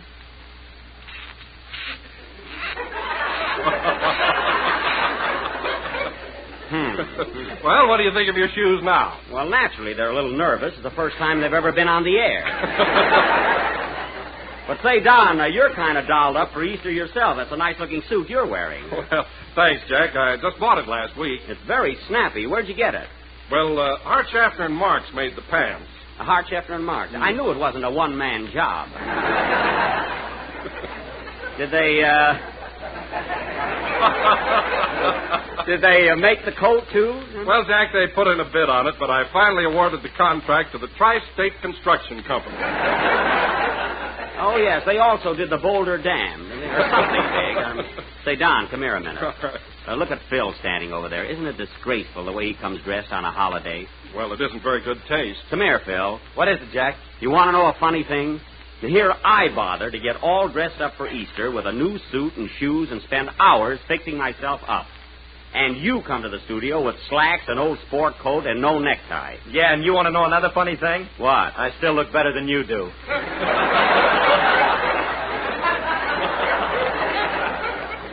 You do not. And I'll leave it to anyone here. In fact, I'll leave it to the boys in your band. Which of us is dressed better for Easter? What do they know? They tried to buy firecrackers today.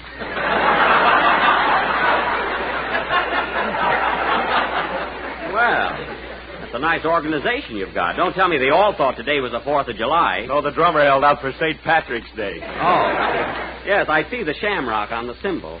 Well, Phil, your boys might be mixed up about holidays, but when it comes to music, they're mixed up.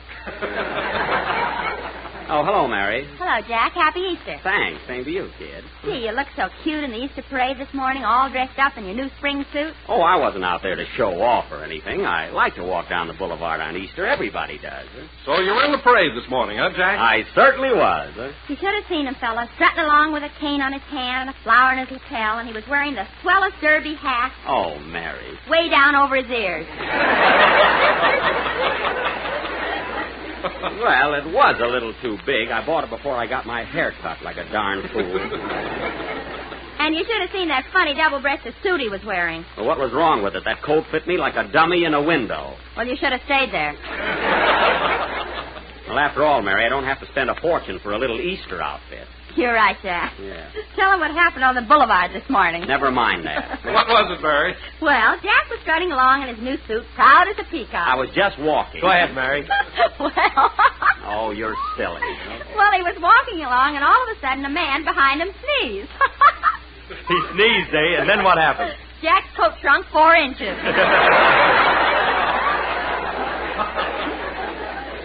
Oh, well. Is that right, Jack? Yeah, before I could say Gesundheit, I was nearly strangled. Anyway, what if it did shrink a little? Who cares? Huh? Oh, Jack. Oh, hello, Kenny. Come here a minute, will you? What is it? Well, come over here. It's important. I can imagine. Okay.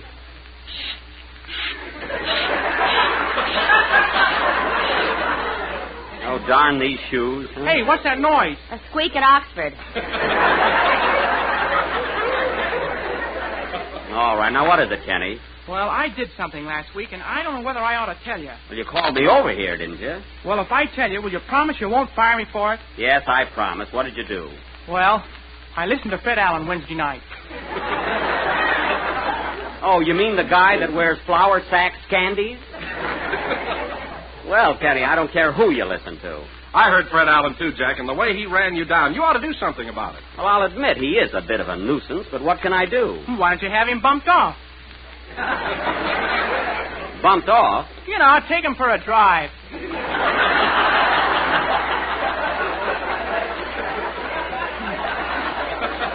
Drive? You mean ride. Take him for a drive. Well, you ought to do something about it. Alan keeps saying you're cheap all the time. Oh, he does, eh? Well, he's got a lot of nerve to talk about me. Any man that'll open a can of sardines, eat them, and then save the tails for hash, well...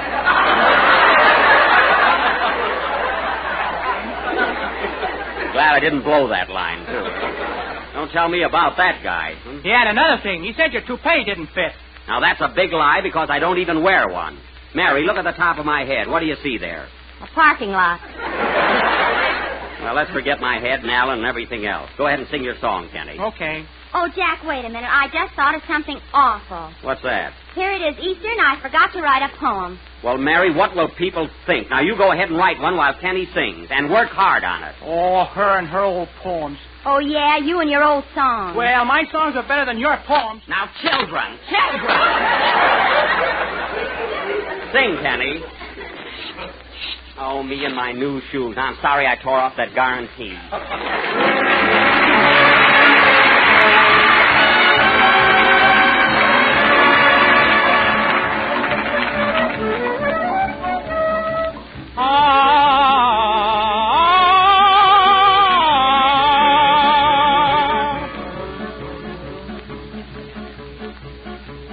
There's a song in the air, but the fair senorita doesn't seem to care for the song in the air.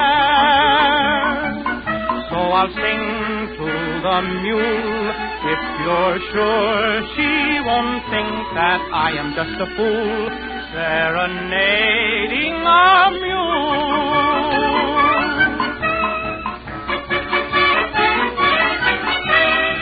She listens carefully to each little tune I play. La bella senorita, she'd love to sing it too if only she knew the way. There's a light in her eye, though she may try to hide it, she cannot deny there's a light in her eye. Oh, the charm of her smile so beguiled Don Diego that he rode a mile for the charm of her smile.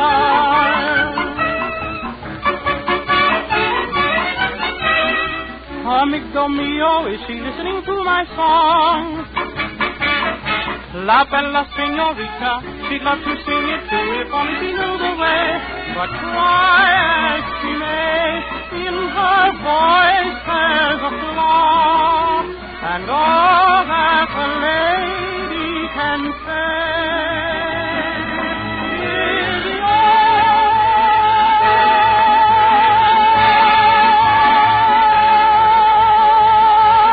Senorita, donkeycita, not so sweet as a mosquito, but so sweet like my chiquita. You're the one for me.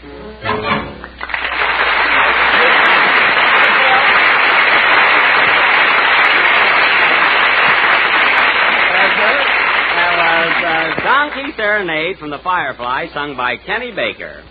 Donkey Serenade. It's kind of a silly title, isn't it, Kenny? Silly? Sure. After all, who would serenade a donkey? A jackass, Jack. Well, hey, that's right, come to think of it. Hey, Mary, are you coming along with your poem? I need one more verse. I'll be through in a minute.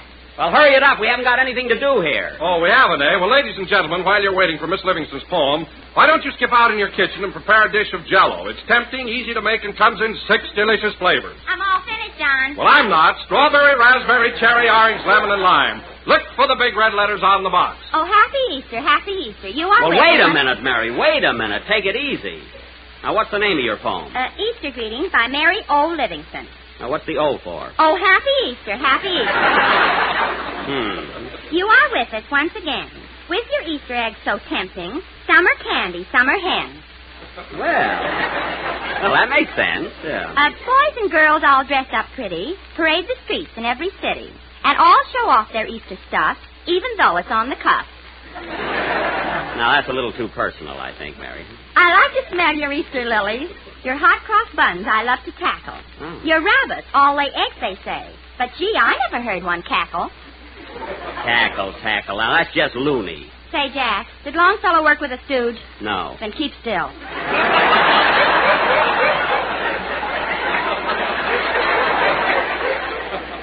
Laugh first. That's good. So I salute you, Happy Easter, with one hip-hip and two hurrahs. Until you come next year to greet us, I say farewell. The end. Applause.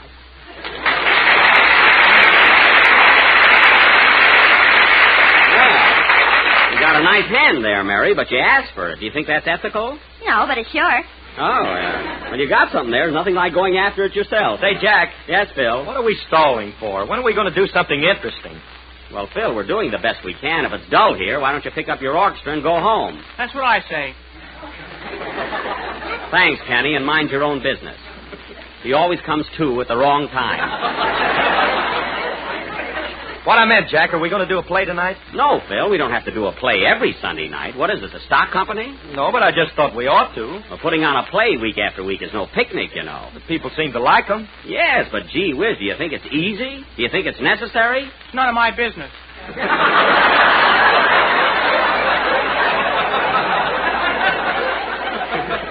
I'm talking to Phil. Kenneth. Anyway, fellas, I'll tell you what I plan to do, and it's a surprise. We're going to cut the program short tonight, and I'm going to treat you all to the Al G. Barnes Sells Floto Circus.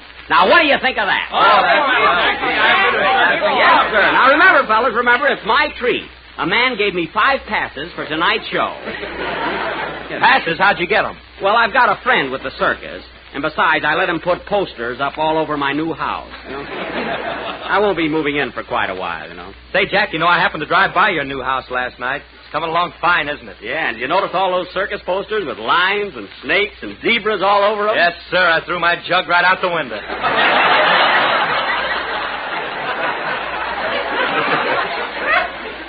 Oh, you did, huh? Well, tonight you're invited to see the real thing. We'll have a lot of fun, too. I'm terribly sorry, Jack. I'd love to go, but I got a blind date tonight. Oh, you and your blind date. Well, I guess you're stuck, Phil. How about going now, fellas? We'll just about make it. Oh, I think you better hurry.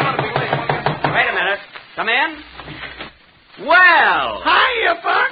Well, hello, Andy. Say, you're just in time. We're all going to the circus, and I got a pass for you, too. You want to come along? Sure, Buck. I got an aunt with that show. She's the bearded lady. Your aunt? How did she happen to become a bearded lady? Oh, she just got tired of shaving one day.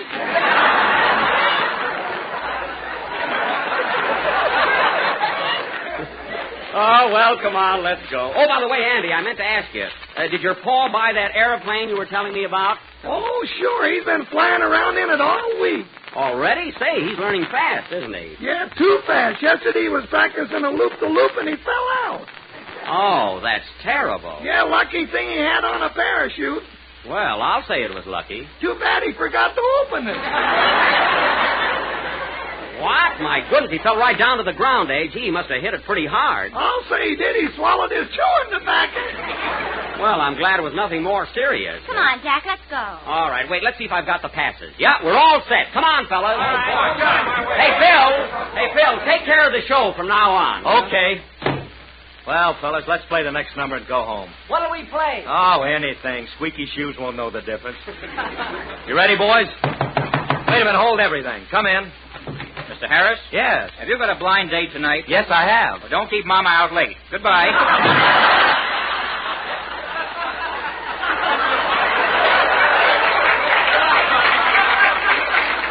All right, boys. Play slow. I'm in no hurry.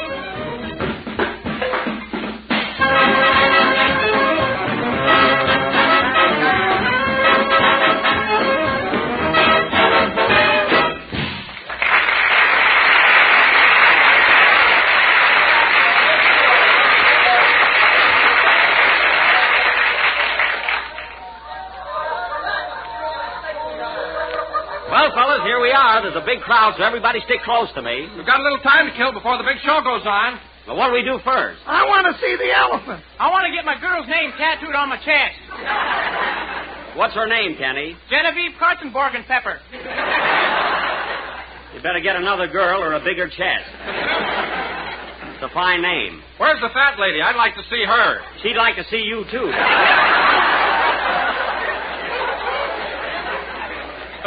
Hey, she'd go for you. Oh, Jack. What? Look at the India rubber man over there. Oh, yes. Hey, that is the India rubber man. He must have a cold. A cold? Why? He just tied his nose in a knot. Say, I must try that sometime. It'll save handkerchiefs. Hey, fellas, get a load of the wild man of Borneo. Look at him there in that cage. He's a tough-looking mug. Let's go over and talk to him. Coo, coo, coo, coo. Ow! Oh, boy, he is ferocious. Hello, wild man. Tell me, what makes you so wild? It's town hall tonight. Oh. Very well, I can understand that. Balloons. Get them out there blowing up. Balloons. Oh, Jack, buy me a balloon. Yeah, I want one, too. That pretty pink one. Say, that is pretty. Do you want a balloon, Kenny? Nah, that's for children. I want a Tom Collins. Kenny, you don't even know what a Tom Collins is. I do, too. It's a hard-boiled lemonade. All right, stop showing off. Hello, Mr. Denny. Why, Rochester. I thought you was at NBC Broadcasting. Yeah, and I thought you were home where you should be, working. Well, here we are at the circus. Well, now that you're here, you can stay, but don't let it happen again. Yes, sir. Say, boss, Well? are you in the mood for a little conference in the field of finance?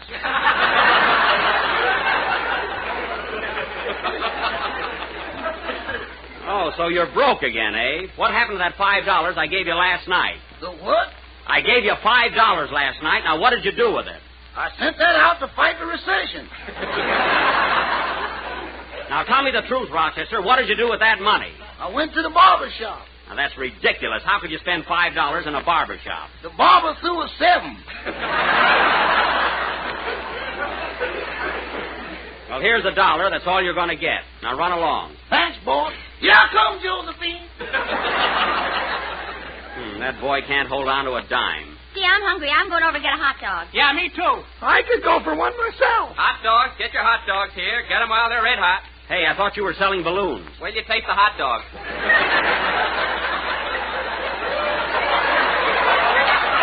Oh, I see. Well, we don't want any. Hey, Jack, look. They're lining up the freaks for the sideshow. Right this way, ladies and gentlemen. Our sideshow is about to begin. We have with us the greatest and most stupendous aggregation of freaks and curiosities this world has ever seen. Come on, fellas. Let's get a load of this. And now, right over here on my right, we have Elmer, the living skeleton. Why, this man is so thin we can't weigh him. Keeps blowing off the scale. A living skeleton. I bet he weighs 150 pounds. Go on, your shoes squeak. How does he know? Now, over here on my left, we have Mademoiselle Lulu, the greatest snake charmer that ever made a cobra say uncle. Well, hello, Lulu. Hello, Andy. Why, Andy, do you know the snake charmer? Sure, I used to know her when she played with worms. Oh, way back when, eh? And right over here, we have one of the greatest novelties on the face of the globe. Sailor Smith, the tattooed man. Pictures from head to toe. Tattooed man. Why, there's hardly a mark on his body. We sent him to the laundry and shut up. Shut up yourself, you old windbag. And right over here, ladies and gentlemen, we have a new attraction. The man with the pin head. Where? I'm looking at you. Oh. Why don't you keep quiet, Jack? The nerve of that guy saying I had a head like a pin. Yeah, how could he tell with your hat on? Wise guy. And now, folks, last but not least, for the real sensation of the evening, we have with us none other than that famous Oriental dancer, Princess Zaza, direct from Cairo, Egypt. Yes, she dances. She shakes and she quivers. Oh, boy, that's my dish. Kenny. Right inside, folks. Princess Zaza goes on immediately. Come on, fellas, let's go in. Yeah. See you later, you little cut-up. Wait a minute, Jack. We haven't time to go in here. The big show starts right away. Yeah, we got to go over there, darn it. Have you got your passes, Jack? Here they are. I've got to exchange them at the box office.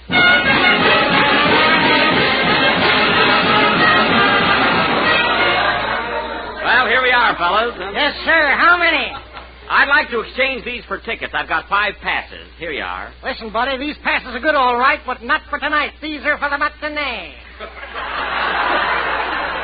Matinee. The man that gave them to me said they were for tonight. I can't help what he said. These are for the matinee. Matinee or no matinee? So fine, howdy. I'm going right home and rip those posters off my house. Go ahead. We're leaving town tonight anyway. Well, this is the dirtiest trick that I've ever... Move along, buddy. We're holding up the line there. Well, I've never heard of such a rotten thing in all my life. Oh, Jack, why haggle about it? Why don't you buy tickets?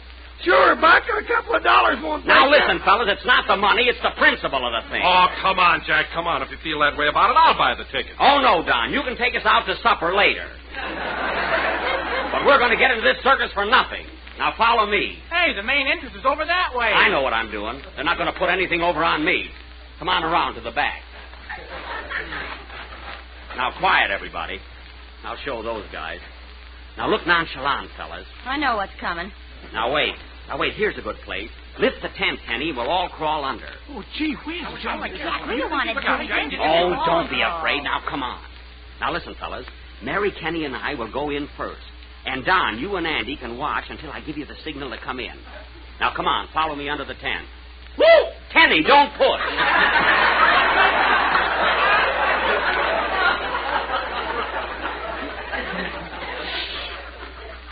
Now, quiet, everybody. Gee, this is like going to the circus with Harry Lauder. All right, here we are, up on your feet.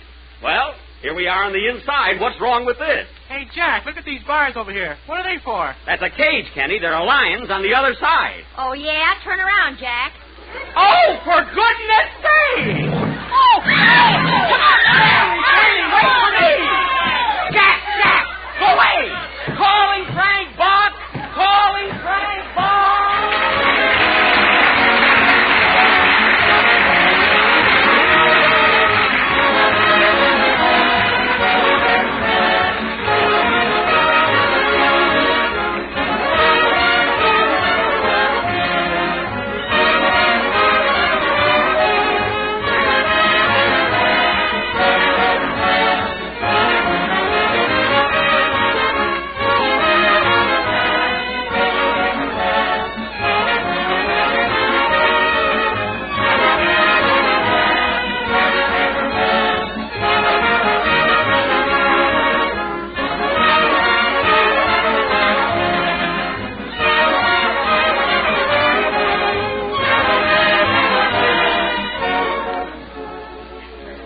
Something new, something different, something swell to eat. And here it is, and you'll all want to try it. It's called golden apricot pie, the most unusual dessert you've served in a long time. Made with delicious orange jello combined with apricots, and it's easy to make, and here's what you do. First, dissolve 1 package of orange jello in hot water and chill until thickened. Then combine half a pound of cooked dried apricots with a 1/4 cup of sugar. Fold the apricots into the thickened jello and turn into a cold baked pie shell. Chill until firm, cover with whipped cream, and give your family a grand new treat. For golden apricot pie is really swell. Fragrant, fruit-rich orange jello molded with apricots under a blanket of fluffy whipped cream. A beautiful combination to look at, a delicious one to taste. Just be sure to make your apricot pie with genuine jello, for only jello brings you jello's extra rich fruit flavor. So try this delicious new pie for dessert. Order jello from your grocer tomorrow.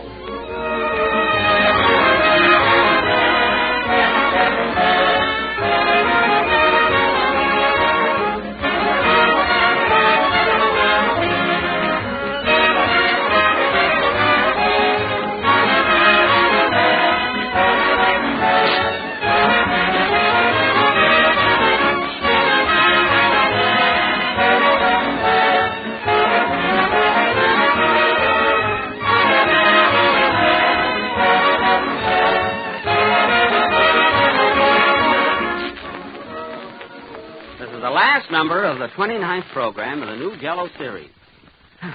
I'll be with you again next Sunday night at the same time. Well, folks, I'm all out of breath, but I got away from that lion.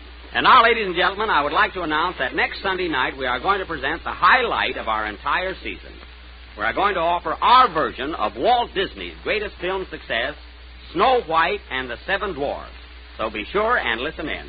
Say, Jack, have you seen the picture yet? No, Mary, but I'm going to see it tonight. I've got passes. Do you want to come along? No, I'm not going to sneak under the Carthay Circle. Good night, folks.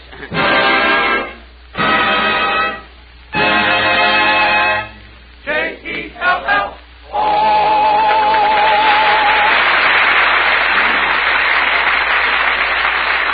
Here's an important announcement. Starting this week, Robert L. Ripley's Believe It or Not program will be heard Tuesday night instead of Saturday over most of these same stations.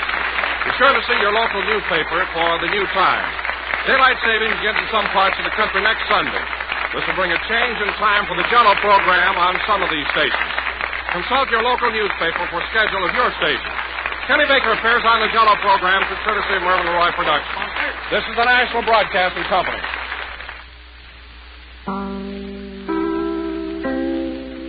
J-E-L-L-O. The Jell-O program starring Jack Benny with Mary Livingston and Phil Harris and his orchestra. The orchestra opens the program with Hooray for Hollywood from Hollywood Hotel.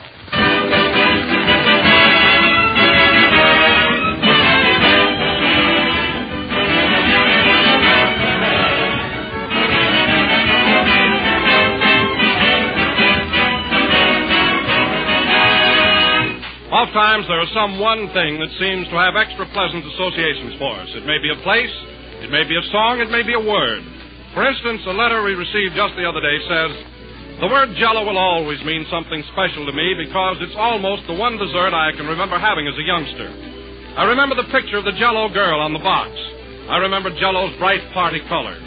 I feel as if I'd grown up with Jell-O, and it's a friend I'll never forget." Well, we hope a lot of you feel that way about Jell-O. It has been America's favorite dessert for over 40 years.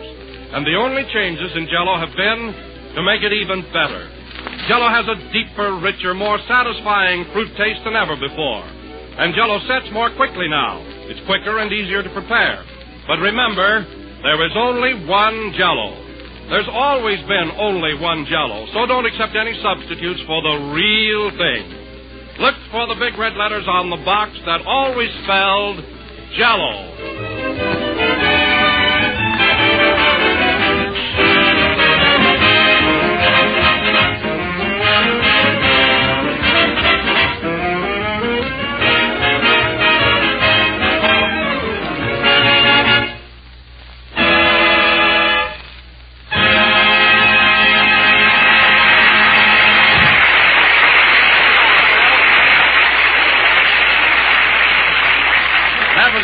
Hollywood, played by the orchestra. Now, ladies and gentlemen, this being the first day of daylight saving time, we bring you a man who saves time, money, and old pieces of string, Jack Benny.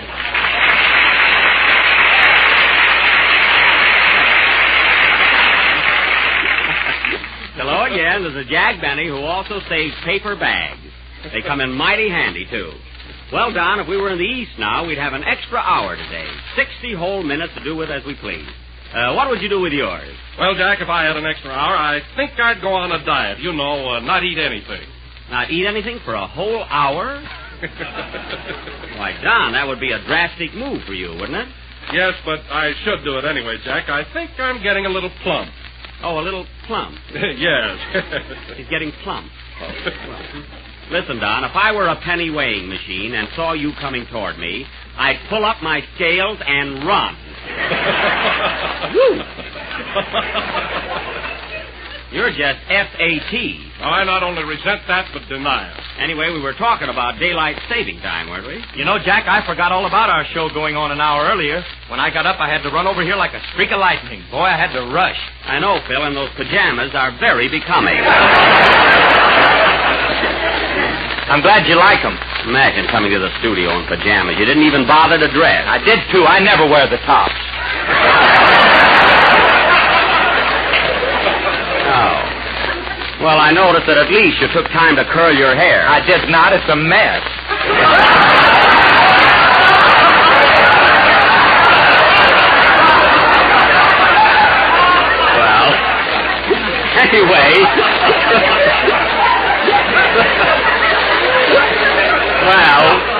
Anyway, just because we're on an hour earlier today is no excuse for being careless, you know. Say, Jack, why do they have daylight saving time in the East and not out here? Well, Mary, that's so the people there can get up an hour earlier in the morning, and then when evening comes, they have an extra hour of sunshine. Suppose it's raining. Well, then they have an extra hour of rain. Like we have here? Quiet. It never rains in California. Never. Well, gee, I wish someone had told my uncle that this morning. Which uncle? The one with the wooden leg that warped. Look, Mary, you asked me a question. I answered it. Now leave me alone. Say, Jack. Oh, fine.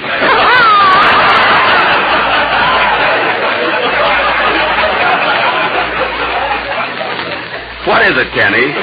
You know, I can't understand one thing about daylight saving time. What's that? Well, this morning I set my watch 60 minutes ahead, and when I came to the broadcast, I was an hour too early. Why was that? Well, look, Kenny, you didn't have to set your watch ahead. That's only in the East. Do you realize you're the only person in the whole state of California that did it? Was there a prize for that? Yes, bend over. What a kid. He's hopeless. Well, at least I know rain when I see it. Yeah. Never mind that. Now, look, fellas, we have no more time to discuss rain or daylight saving because, as I announced last week, tonight we're going to do a very long play. In fact, it's a musical comedy. A musical comedy? Yes, Phil, if you'd show up for rehearsal, this wouldn't be such a shock to you. Oh, those rehearsals bore me more than the show. Oh, that's too bad. Now, listen, fellas, we got to do something to make Phil happy here. Now you're talking. Shut up or I'll fire you. Anyhow, tonight, ladies and gentlemen, the Benny Light Opera Troupe will present what we consider a real masterpiece.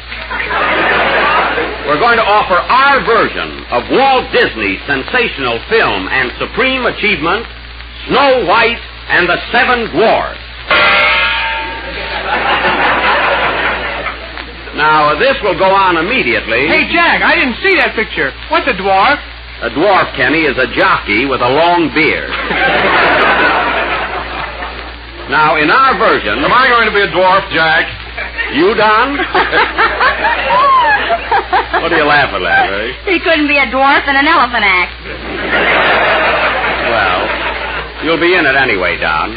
Now, in our musical comedy version, folks, as none of us look like dwarfs, we are going to call our play Snow White and the Seven Gangsters. Mary Livingston, who is scared to death of these gangsters, will be Snow White. Now, let's see. There's also a Prince Charming. Say, Jack, can I be Prince Charming? Over my dead body. Let's see, who else? Oh, the witch. Where's that witch I hired? Here I am.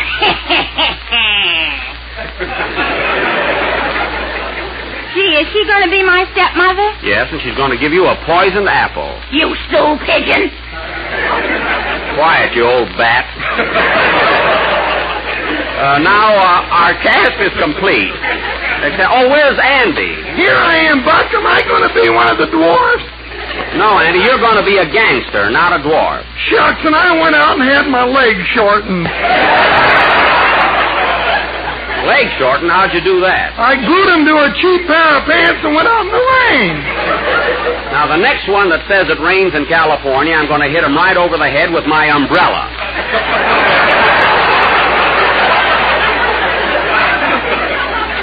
Now, remember, fellas, we're all gangsters. And I'm going to be the roughest, toughest, meanest one of them all.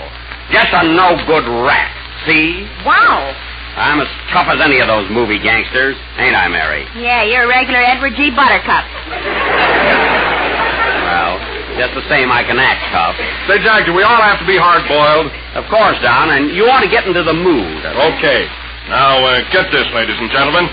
You better rush down to your nearest grocer and get a package of Jell-O. See? It comes in 6 delicious flavors. See? That's telling them, Don. Strawberry, raspberry, cherry, orange, lemon, and lime. See? That's it. I guess they see, Don. Now, folks, our play will go on immediately after Kenny Baker's song. What are you going to sing, Kenny? One song from the picture Snow White. One song from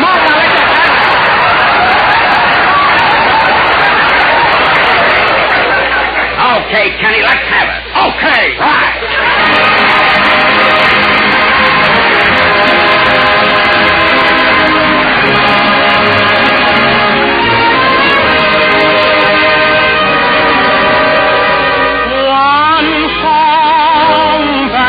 Possessed me, one love thrilling me through, one song my heart keeps singing, of one love only for you. With a song I come to you, like a troubadour, with a simple serenade, that and nothing more. I have no lute to play, no tinkling guitar, just a song to tell you how sweet to me you are.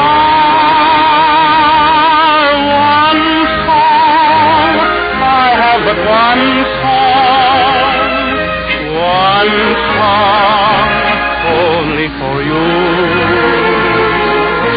One heart tenderly beating, ever entreating, constantly true. One love that has possessed me, one love thrilling me through, one song my heart keeps singing, of one love only for you. I have but one song for you.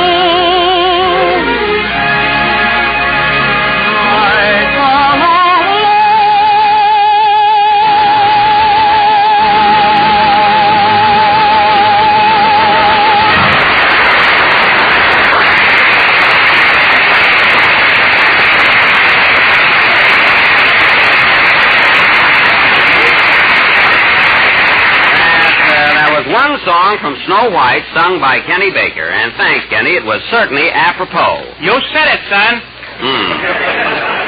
And now, ladies and gentlemen, for our musical comedy, Snow White and the Seven Gangsters. We will present this little fairy tale in 4 acts and 39 scenes. So take off your shoes, folks. You got to stay in tonight. Here we go. The opening scene is the isolated farmhouse on Long Island, which is the hideout of the notorious Benny gang. As the curtain rises, Doc Benny is giving his boys a pep talk. Curtains. Music.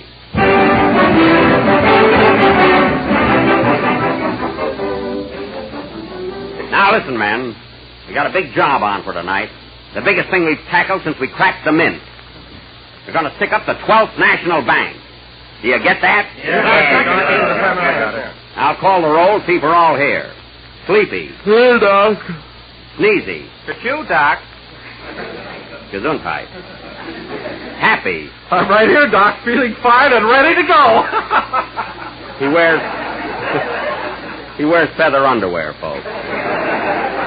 Grumpy. Right here, Chief. But I'm afraid we're going to get caught this time. Oh, you're too pessimistic. Bashful. Oh, shucks, Doc, you know I'm here. Now, come on over here with the rest of us. Oh, gee whiz. A fine gangster. Now, let's see, who else? Oh, yes, Dopey. That's me, folks. And you're a fine crook, too, the way you waste your time. What do you mean? Well, I sent you out to pick pockets yesterday, and you wasted 2 hours on Fred Allen.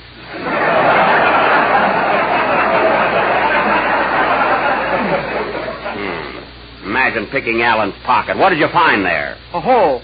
Oh. He buries his money, eh? And you, Bashful. Oh, what's the matter, Doc? I think you ought to take a guy for a ride, and you went in separate cars. Well, gee, I didn't know him very well. a great excuse. Now listen, fellas. You've been laying down on the job lately. I want you all to be up on your toes tonight. Say, Doc.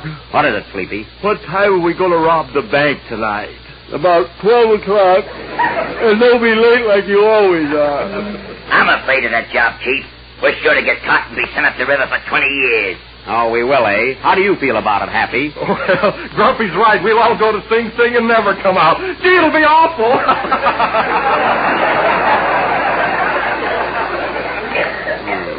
Certainly got a brave bunch of men here, scared of your own shadow. I'm not scared. I'm dopey. You said it. Now remember, men, we got a big job on tonight, and we got to get some money. There's a payment due on our machine gun. So let's all work together. Then as soon as our supply of dynamite gets here, we'll go. Come in. Package of dynamite for Doc Benny. Sign here. Now, wait a minute. Is this dynamite good and strong? I think so. I had 2 arms when I started out. Goodbye. All right, men. Now, listen carefully. We'll meet tonight at exactly 11 o'clock in the alley right in back of the bank. Is that clear? What about you, Dopey? Do you know where we're going to meet? If I forget, I'll ask a policeman. All right, but leave your girl home this time. Now, remember, fellas, 11 o'clock in the alley behind the bank. And then do you know where we go from there? Where? Hi-ho, hi-ho, to rob the bank we'll go. I'll say we'll go and grab the dough. Hi-ho, hi-ho. Hi-ho, hi-ho, hi-ho. Now don't be late, you know. We gotta work quick for the children and big. Hi-ho, hi-ho. Hi-ho, hi-ho, hi-ho. I'm sleepy, that I know. And I'm so shy I nearly die. Hi-ho, hi-ho. Hi-ho, hi-ho. Why don't you eat Jell-O? Just try a dish, it's so delish. Hi-ho, hi-ho. Hi-ho, hi-ho, hi-ho. To rob the bank we'll go. A safe through slow and grab the dough. Hi-ho, hi-ho, hi-ho, hi-ho, hi-ho. Now don't be late, you know. We gotta work quick with a chisel and pick. Hi-ho, hi-ho.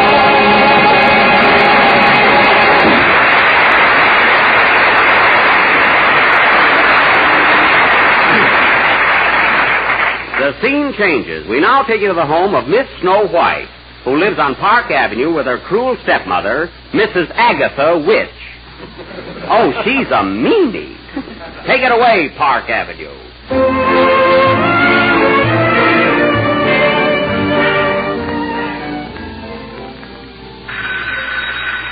Hello? Who? No, she can't talk to you, and don't be calling up here anymore. Goodbye yourself. Who was that, stepmother? That was your boyfriend, Prince Charming. A friendship. Now listen, Snow. I don't want you to go out with him anymore. He's just after your money. So are you. Well, I saw you first. Now, don't you dare to leave this room, you little brat. Isn't she awful, folks? Shut up. Oh, why is my stepmother so cruel to me? Is she jealous of me for chance, or is she jealous of me good looks? I haven't. She's just a rat. Oh, where is my Prince Charming? If he would just come and take me away, I'd be so happy. He'll be here, folks. That must be Prince Charming now. Here, Prince. Here, Prince. Come in. Oh, Prince Charming. Hello, Snow White.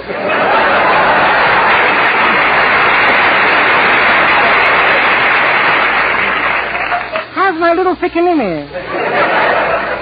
Oh, Prince, I'm so glad you're here. My stepmother's getting crueler every day. Boo-hoo-hoo-hoo. Is that so? What's the matter with that old Mickey's hen? Why, only this morning she tried to kill me. She gave me a poisoned apple for breakfast. Oh, what a lowlife that is. If I wasn't a prince, that gentleman in that car, I'd smack her up and down. And another thing, she says you're not a real prince. She says you're bogus. Bogus? That's my brother. I'm Boris.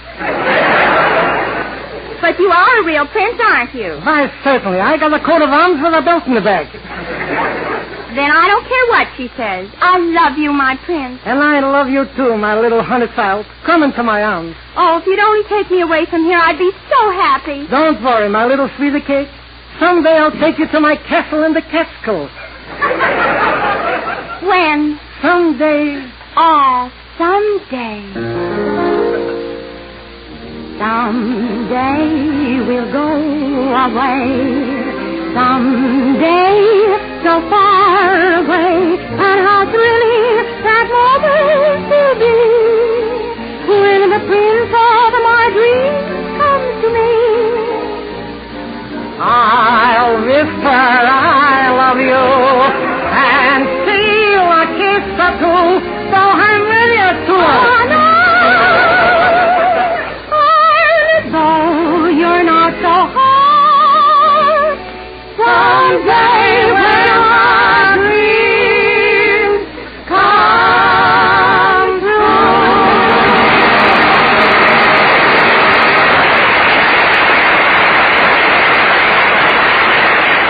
Hey, that was all right, wasn't it, Bo? Well, goodbye, darling. I have to go now. Where are you going, my prince? I'm going to take a ride in the park. Wait, I'll see if my horse is outside. Hi-ho, Silverstein!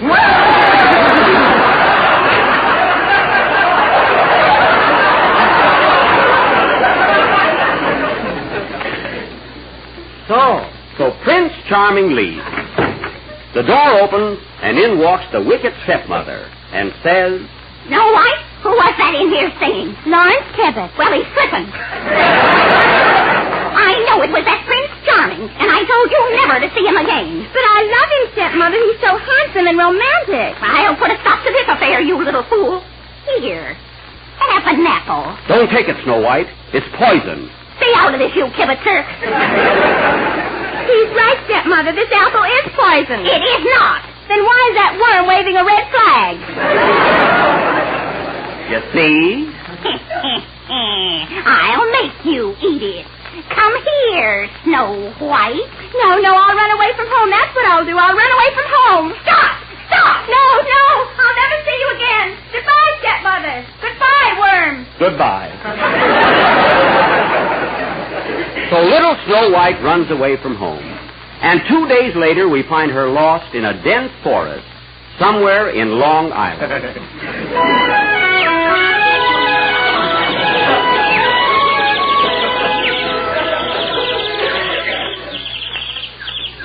Here I am in the woods. And look at the animals following me. Oh, see the pretty birds. Hello, bird.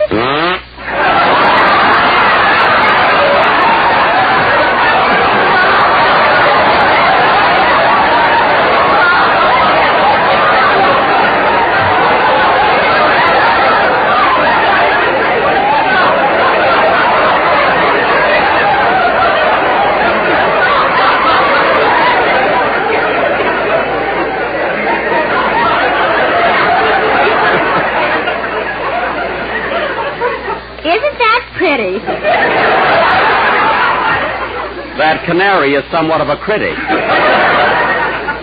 none of these animals are afraid of me. Look at that little pussy cat with the bushy tail. Come here, pussy. Oh, my mistake. Get away, pussy. That was a close one. And look at that little deer running after me. Isn't it cute? Hello, dear. Hello, honey. Fresh. Gee, I'm so tired and hungry. Oh, look, there's a farmhouse over yonder. Maybe I can get food and shelter there. Here I come, farmhouse.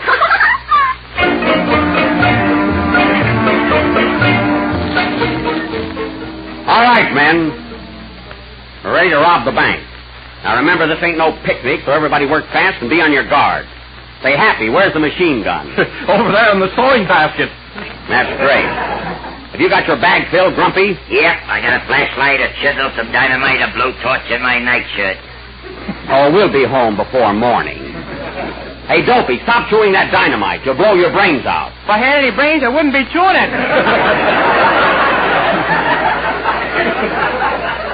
Well, we're all set now. Wait a minute, where's Sleepy? Hey, Sleepy, wake up. Oh, gee whiz. Basco, what are you blushing about? Well, look at Sleepy smiling. He must be dreaming about a girl. Well, you stay out of his dreams. Anyway, we can do without him. Now, let's go, men. And here's my final instruction. While we're robbing that bank, there's one thing that's very important. What's that, Chief? For heaven's sake, Don't whistle while you work. Don't whistle while you work. Or the cops will come. We'll have to run. Be as quiet as a Turk. You be quiet as a mouse. But I couldn't make it rhyme. Now come on, boys, and make no noise. We haven't got much time. Now remember, each of you, we know what we must do. Now you must be still. I know I will. La la la la la la la la. Don't whistle while you work, or the cops you're bound to work. They'll get their man, put it in the can. Don't whistle while you work. Now don't forget.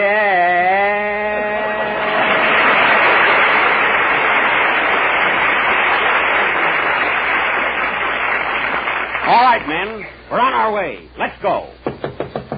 Wait a minute. I knew it. It's the cops. The cops? Gee, I bet they give us life this time. Quiet. I'll handle this. Come in.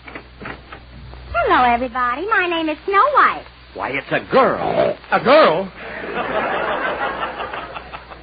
Yes, a girl. What do you want, Snow White? Gee, I thought this was a farmhouse. Aren't you all farmers? No, we're not farmers. We're bandits. And right now we're going out to rob a bank. Rob a bank? Oh, you mustn't do that. Why not? It's naughty. Oh, it is. Did you hear that, fellas? It's naughty. Come on, men. Tie her up and throw her in the cellar. Throw me in, too. Grab her, men. Now, wait a minute, Chief. She can't harm us. Well, we're not taking any chances.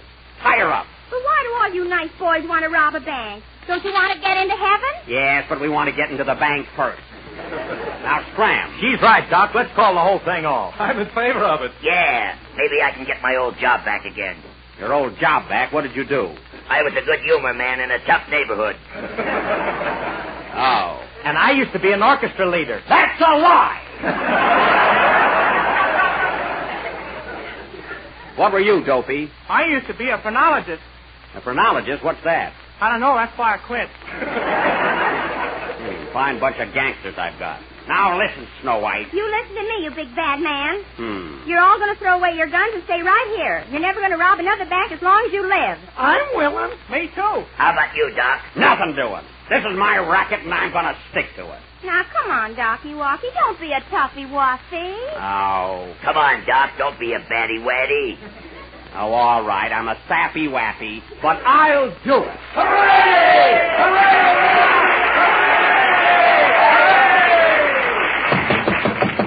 Come in.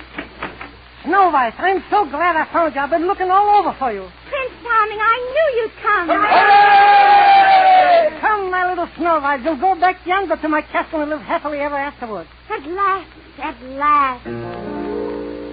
Someday we'll go.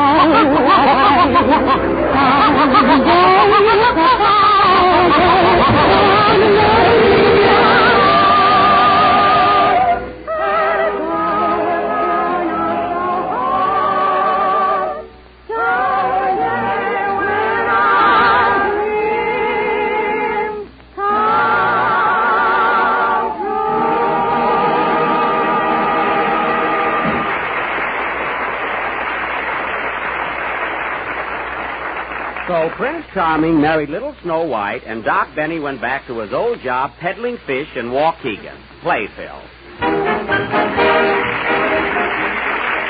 Bright blue skies, gay new fashions, new things to eat. These are the signs of spring. And here's the perfect dessert to fit the mood, called Springtime Delight. The freshest, gayest dish you've tasted in ages. And real easy to make with fruit-rich strawberry jello and just 1 cup of fresh strawberries. Dissolve a package of strawberry jello in hot water and chill until slightly thickened. Sweeten 1 cup of sliced fresh strawberries with a 1/4 cup of sugar, then add the berries to the thickened jello. Turn into a mold and chill until firm. It couldn't be easier to make, and it's swell and inexpensive way to take advantage of the fresh strawberries just coming into the market. And wait till you taste it. The delicious, extra-rich fruit flavor of strawberry jello combined with the juicy sweetness of fresh berries. It's a grand springtime dessert, so try it soon. Just be sure to make it with genuine Jell-O. Ask your grocer for Jell-O. This is the last number of the 30th program in the new Jell-O series, and we'll be with you again next Sunday night at the same time.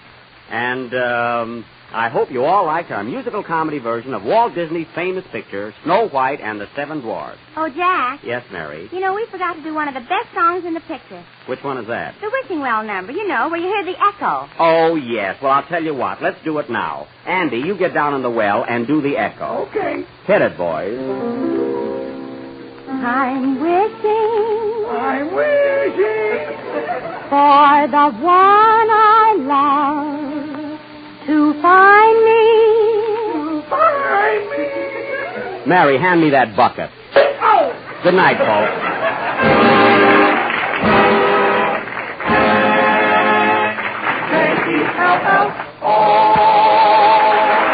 There's an important announcement. Starting this week, Robert L. Ripley's Believe It or Not program will be heard Tuesday night instead of Saturday over most of these same stations. Be sure to see your local paper for the new time. This is the National Broadcasting Company.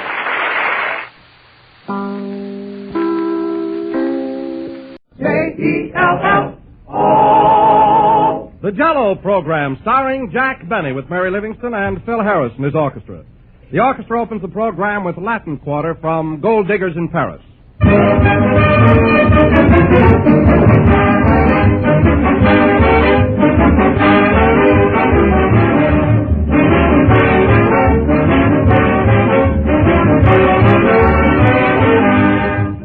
The name on the outside of a book doesn't tell you very much about the contents. But the name on the outside of a package of Jell-O tells you a whole lot. It tells you that you're getting one of the most delicious desserts you ever tasted. There's only one Jell-O, and that name is your guarantee that you're getting the real thing. Well, the name Jell-O is a trademark, the property of General Foods. If you hear any other gelatin dessert called Jell-O, you'll know that is incorrect. So whenever you order Jell-O, always order it by name, whether it's from your grocer or in a restaurant. And this is National Restaurant Week, the week of May 2nd to May 8th. So when you're dining out, order Jell-O for dessert. But remember, to enjoy Jell-O's delicious extra-rich fruit flavor, Jell-O's tempting real fruit goodness, be sure to insist by name on the one and only genuine Jell-O.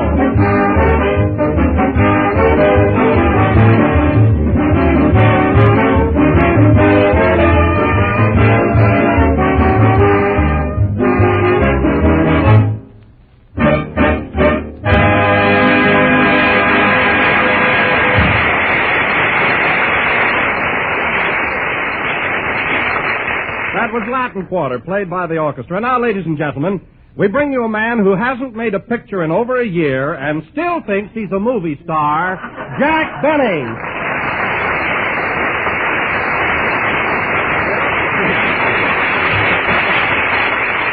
Hello again. This is Jack Benny talking. And, Don, I don't know what brought the subject up, but it might interest you to know that you don't have to make a picture every 5 minutes to be considered a movie star. Well, Jack, I didn't mean that. You know, after all, Adolf Zucker, the head of Paramount, gave me a 4-year contract.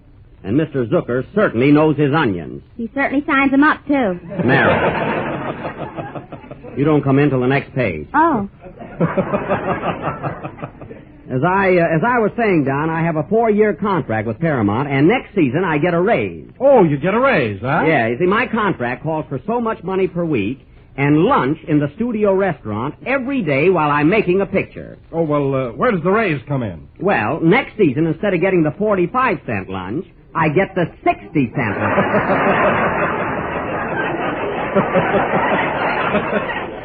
May not sound like much, but believe me, it adds up. But what I can't understand, Jack, is this. As long as you're under contract there, why don't they use you? Now, take George Raft, for instance. He's always busy. George Raft? Yes. Well, they're scared of him.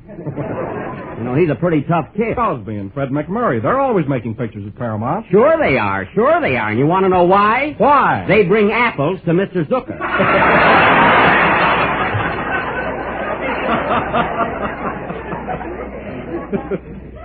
Teacher's pets, that's what they are. Well, if that's the case, Jack, why don't you bring him an apple? I did, and the worm got a screen test. You know what kills me? This program has only been on 5 seconds, and already I'm in a corner. Say, Jack. Yes, Phil? What happened to that picture you're going to do with Francisca Gall? You certainly talked about it enough. Oh, that epic. It was called off. You see, the studio and I couldn't get together on the scenario and how it should be cast. Oh, you couldn't, eh? No, you see, I wanted to be Francisca's lover, And Paramount wanted me to be her father.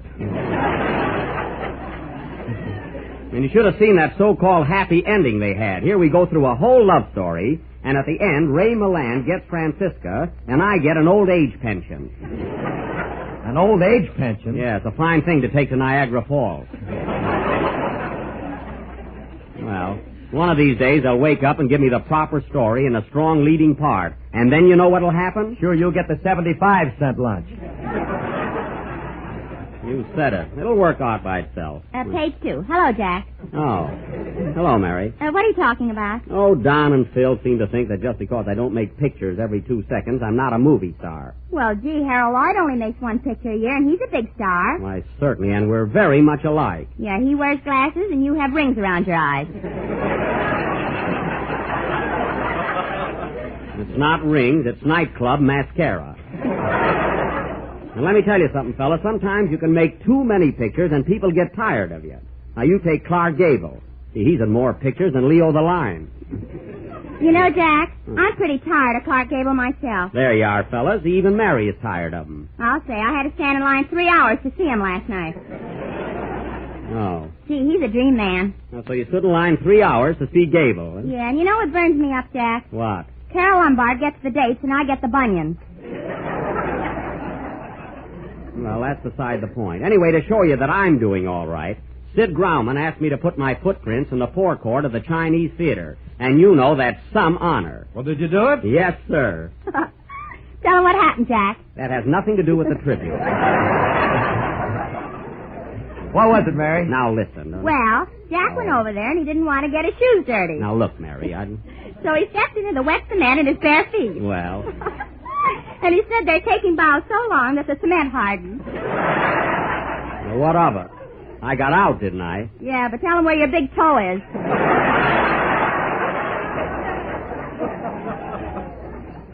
Well, let's drop all this talk about footprints, and I don't want to hear any more about my cinema career. So please, change the subject. Okay, Jack. How about your new house? How's it coming along out there in Beverly Hills? Sick and tired of all this talk about movies.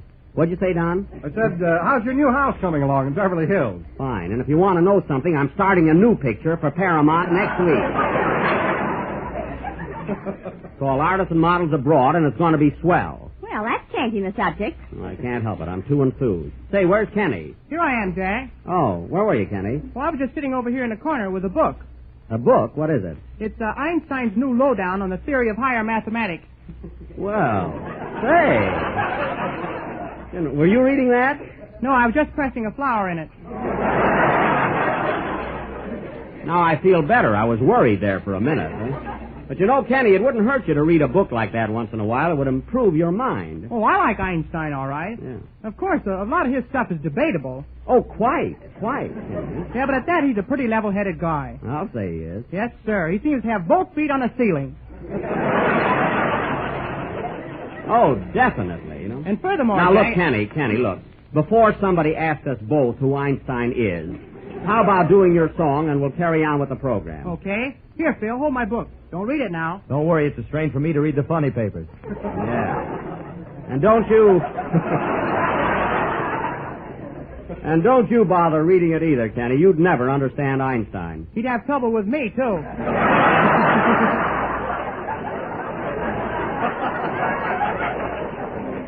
I know that. Sing, genius. Hey, whatever happened to my picture? I don't know.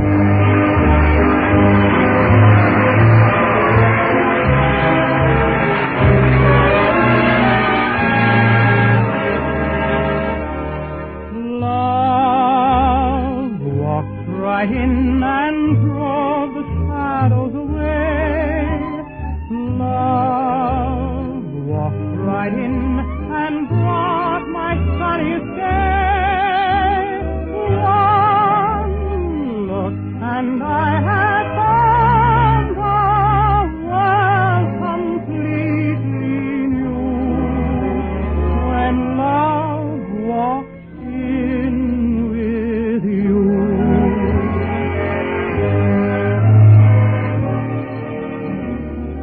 Nothing seemed to matter anymore. Didn't care what I was heading for.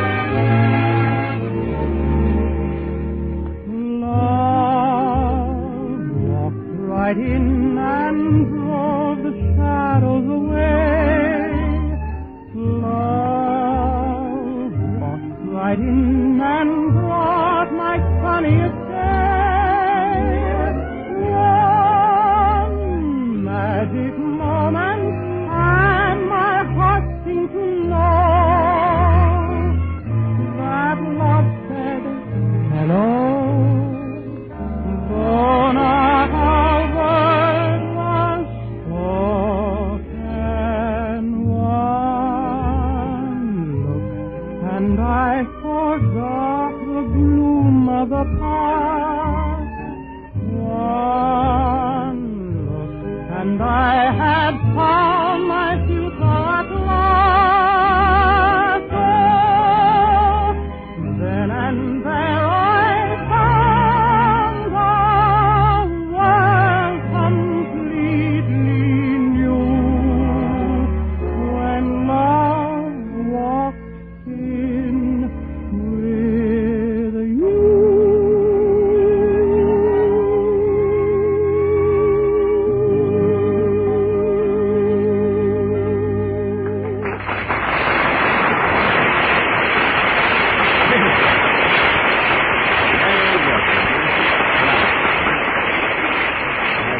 That was Love Walked In from the Goldwyn Follies, sung by Kenny Baker. And, Kenny, I've always complimented you on your song, but I want to tell you something.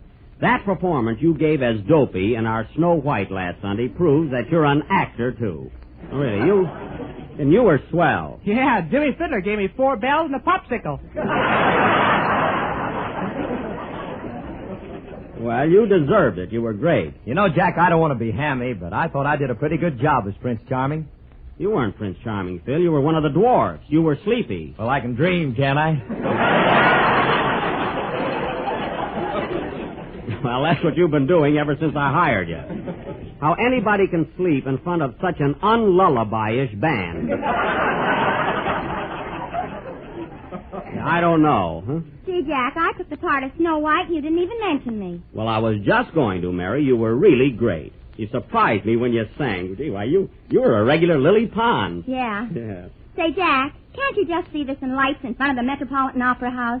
Mary Livingston and Rigoletto. Yes, Mary Livingston and Rigoletto. Also the Ritz Brothers. Why, Mary, the Ritz Brothers will never play in Rigoletto. You don't know Zanuck. And you won't be in it either, huh? I don't care. Yeah. I met Walt Disney on the street yesterday, and he liked me so much as Snow White that he wants me to make a silly symphony. And I'm going to do it, too. A silly symphony? Why, that's marvelous, Mary. I'll bet you'll be as cute as a bug. I better be. That's my part. So, you know, fellas, wouldn't be bad making one of those crazy cartoons. Believe me. Can you imagine the fun? Huh? Yeah, I'd like to be Pluto the pup. I'd like to be Donald Duck. Not me. I'd like to be Mickey Mouse. I'd like to be Walt Disney. Why, Kenny, you're getting pretty smart. Yeah, I better go and sit down. Now, stick around, Kenny. You can take a cold shower when you get home, you know. Well, Jack, speaking of last week's program, you all seem to have forgotten me. You know, I played the part of Happy. Don, you really went to town on that, but then you're always so jovial and gay, you don't have to act much.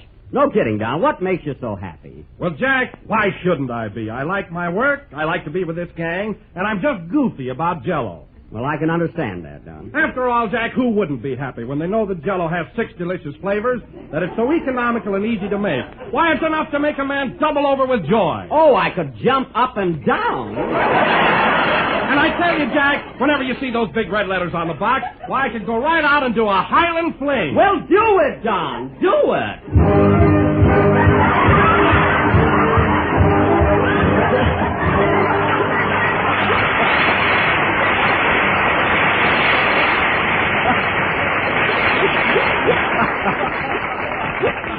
Be careful, Don. You'll rip your kiltie.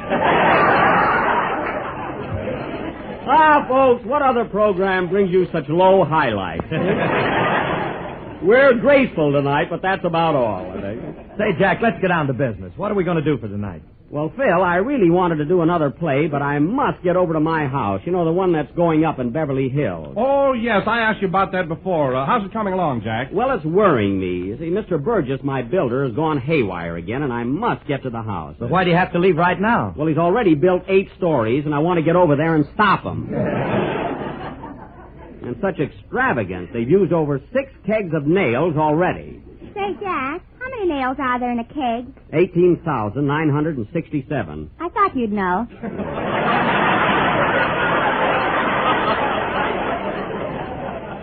Well, someone's got to keep track of those things. You know. I'm going over there now. Do you want to come along, Mary? Yeah, I'll go with you. Can I come too, Jack? Sure, Kenny. I'm not having enough trouble with Burgess. Say, Don, you and Phil take care of the rest of the show, will you? Okay, Jack. Well, goodbye. Oh, wait a minute, Jack. I won't be seeing you until next week. I'm flying down to Louisville for the Kentucky Derby. Oh, so you're flying down to Louisville. Going to take a plane or use your ears?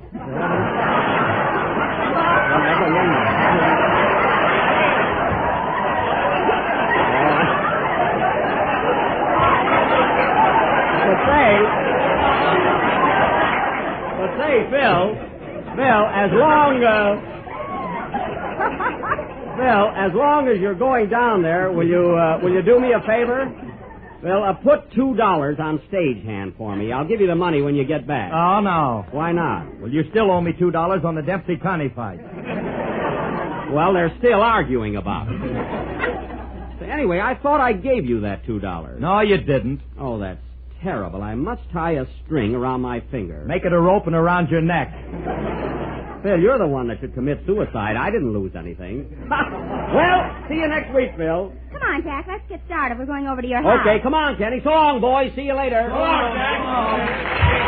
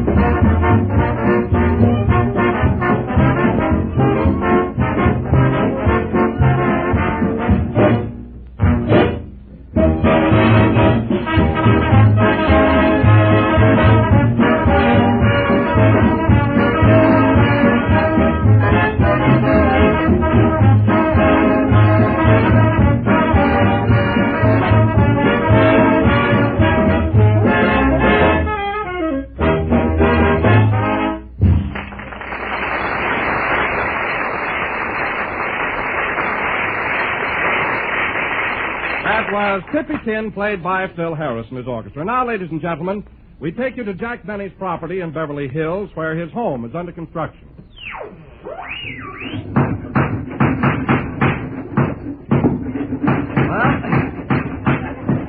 Well, fellas, here we are. There's my house. What do you think of it? Oh, boy, I think it's swell. Of course, it's not finished yet. All those things take time. How do you like it, Mary? It's all right, but what's the idea of all those statues on the roof? Those aren't statues. Hey, you guys, get a move on up there.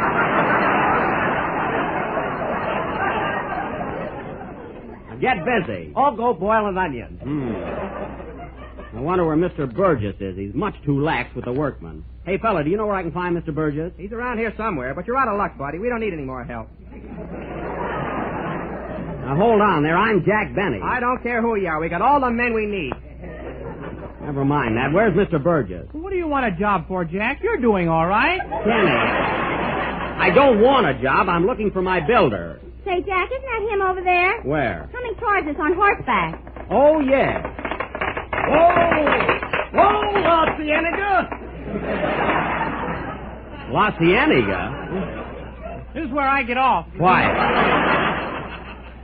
Well, Mr. Burgess, this isn't a ranch, you know. What's the idea of riding around on a horse? I got a cowboy suit for Christmas. Oh. Well, I just thought I'd drop around, kind of look the place over. Well, I'm glad you did. We're coming along fine. Just dandy. That's good. Oh, by the way, I want you to meet Miss Livingston. How do you do, Miss Livingston? The pleasure's all mine. No, half of it's mine. You're cute. Mary. And this is Kenny Baker. He works on my program. Oh, how do you do, young man? Hello, Mr. Burgess. So you're the man Jack's always complaining about. Kenny. Well, Mr. Burgess, let's have a look around. I'd like to see the grounds first. All right, we'll go around here to the backyard. You'll be mighty proud of it. I hope so. We're coming around to the backyard, men.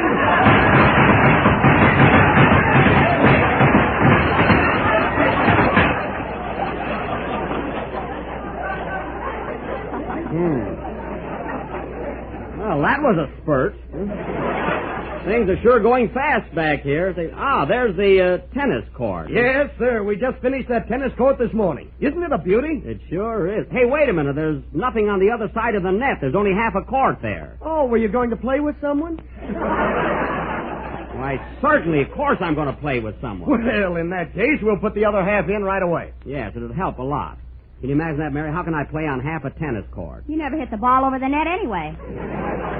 I do, too. I'm a regular Donald Fudge. Say, Jack, didn't you say you had a swimming pool over here? Yeah, oh, sure, it's right. Hey, Mr. Burgess, where's the swimming pool? The what? The swimming pool, where is it? Well, now, that's funny. It was here yesterday. I'll check on that. Joe Bill? Yes? Have you seen Mr. Benny's swimming pool? I haven't even seen his last picture. Well, my pool wasn't in it. Isn't that awful, Mary? How can a swimming pool disappear? Don't worry, it'll come home wagging its diving board behind us. Come on, let's go inside the house. Yeah, maybe that's missing, too. I'll be a bit surprised. Come on, Mr. Burgess. I want to see the inside of the house. Okay, this'll give you a real thrill. All right, men, we're coming into the house.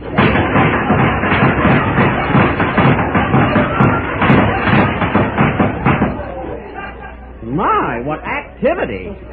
I hope President Roosevelt is listening in. Well, here we are. We better go through this window. The door sticks a little bit. Oh. You better get that fixed right away there. Yeah, the window sticks, too. Fine house. The windows stick, the doors stick. And you're stuck. How are we going to get in? Come on, Mr. Benny. I guess we can get through the door all right. Just help me push it a little. Okay.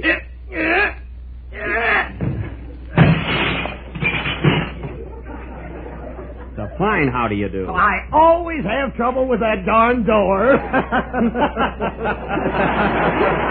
Well, it's certainly very funny. Oh, Jack, look at that darling little breakfast nook. Isn't it cute? I'm sorry, Miss Livingston. That's the front hall. Front hall? Well, that shouldn't be out here in the back, should it? No, it shouldn't. I ought to get a 0 for that.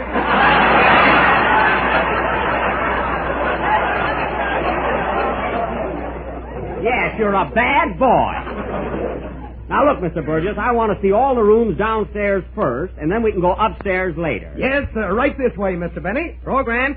You can't tell a bathroom from the kitchen without a program.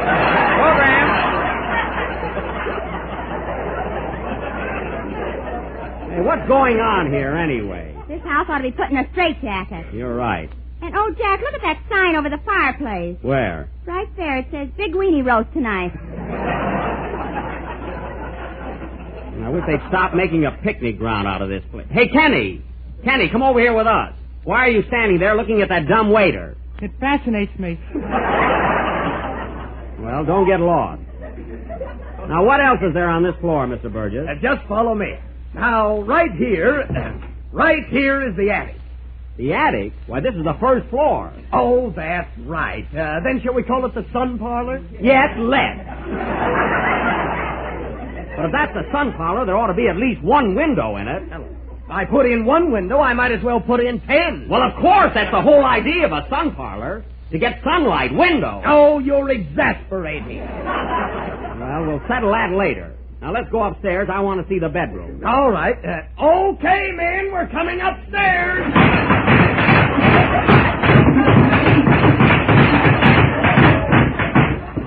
Say, this is a regular beehive, isn't it?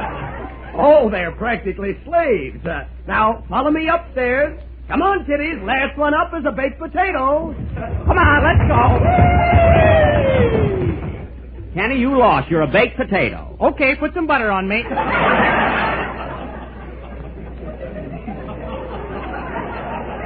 Now, Mr. Burgess, where's my bedroom? I want to see that first. Do you want the master bedroom, the guest bedroom, or just any old bedroom? I want to see my bedroom, the one I'm going to sleep in. Oh, well, that's the master bedroom. Yes. Here it is, right here. Say, it looks kind of... Why, Rochester! Hello, Mr. Benny. Why, what are you doing here? I moved in already. Well, the house isn't ready yet, and besides, your room is over the garage. I looked at that one, but it don't seem to fit my personality. Well, you'll just have to alter your personality. This happens to be my room. Well, I saw it first. That's not the point. You want to know something? I was here ahead of you 3 days ago. You didn't stick out no claim. Now, Rochester, I'm not going to argue with you. Oh, Jack, let him have the room. I'll do nothing of the kind. Now, you get out of here, Rochester, and get to your quarters in the garage. I don't want to sleep with your Maxwell. It snores. Only when it's on its back. Now, you can nudge it. Now, get out. Okay, you win. Come on, Jezebel. Fine. That he had to bring a dog in here yet. You think that's something? Kenny's scratching. Now, look, Mr. Burgess, where does that door lead to, the one at the far end of the bedroom? Oh, that's a private balcony. It'll be nice when I get the ivy and everything on it. Oh, that's swell. I've always wanted a balcony. You'll have to pardon me now, Mr. Benny. I'll see you later. Why, where are you going? It's quitting time, and I want to go downstairs and wake up the men. Oh, by all means, yes. Don't have them sleep overtime. That's double. Well, I'll see you next week, Mr. Benny. Yes, sir. Goodbye, Mr. Burgess. Goodbye.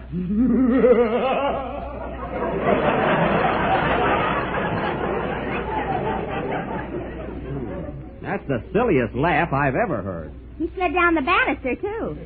He did? He's a smart fellow, you know that, Jack? Yeah, Kenny, he's smarter than I am. Where we go now, Jack? Well, I want to go out on that balcony because I know I'll spend a lot of time there taking sun baths and everything. Oh, let's see the rest of the house. Oh, we can do that later. I want to see the balcony. It'll just take a minute. Darn it, this door sticks, too. I got it. My, look at that.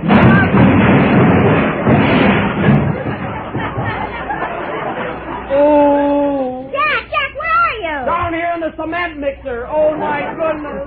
Come on, Mary, let's slide down the banister. Okay.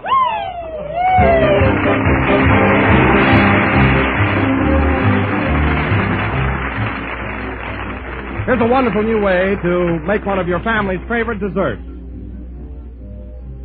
Of course, that favorite is Jell-O, and the new way to serve it is a dessert called Cherry Gaiety. The cheerful symphony in bright red and green, for it's made with shimmering lime Jell-O and maraschino cherries, and it's so easy to prepare. Dissolve 1 package of lime Jell-O in hot water and turn into a shallow pan. Chill until firm, then cut the little Jell-O shiny green cubes. Arrange in sherbet glasses with half a cup of maraschino cherries and serve it plain or topped with whipped cream. It's a swell color combination and a swell taste combination, for lime Jell-O has a refreshing tart flavor that's tempting and delicious. Jell-O brings you extra rich fruit flavor, grand, satisfying goodness that belongs to Jell-O. Get some tomorrow and try this attractive new Cherry Gaiety dessert. Just remember, there's only one Jell-O. So when you buy, look for the big red letters on the box. They spell Jell-O.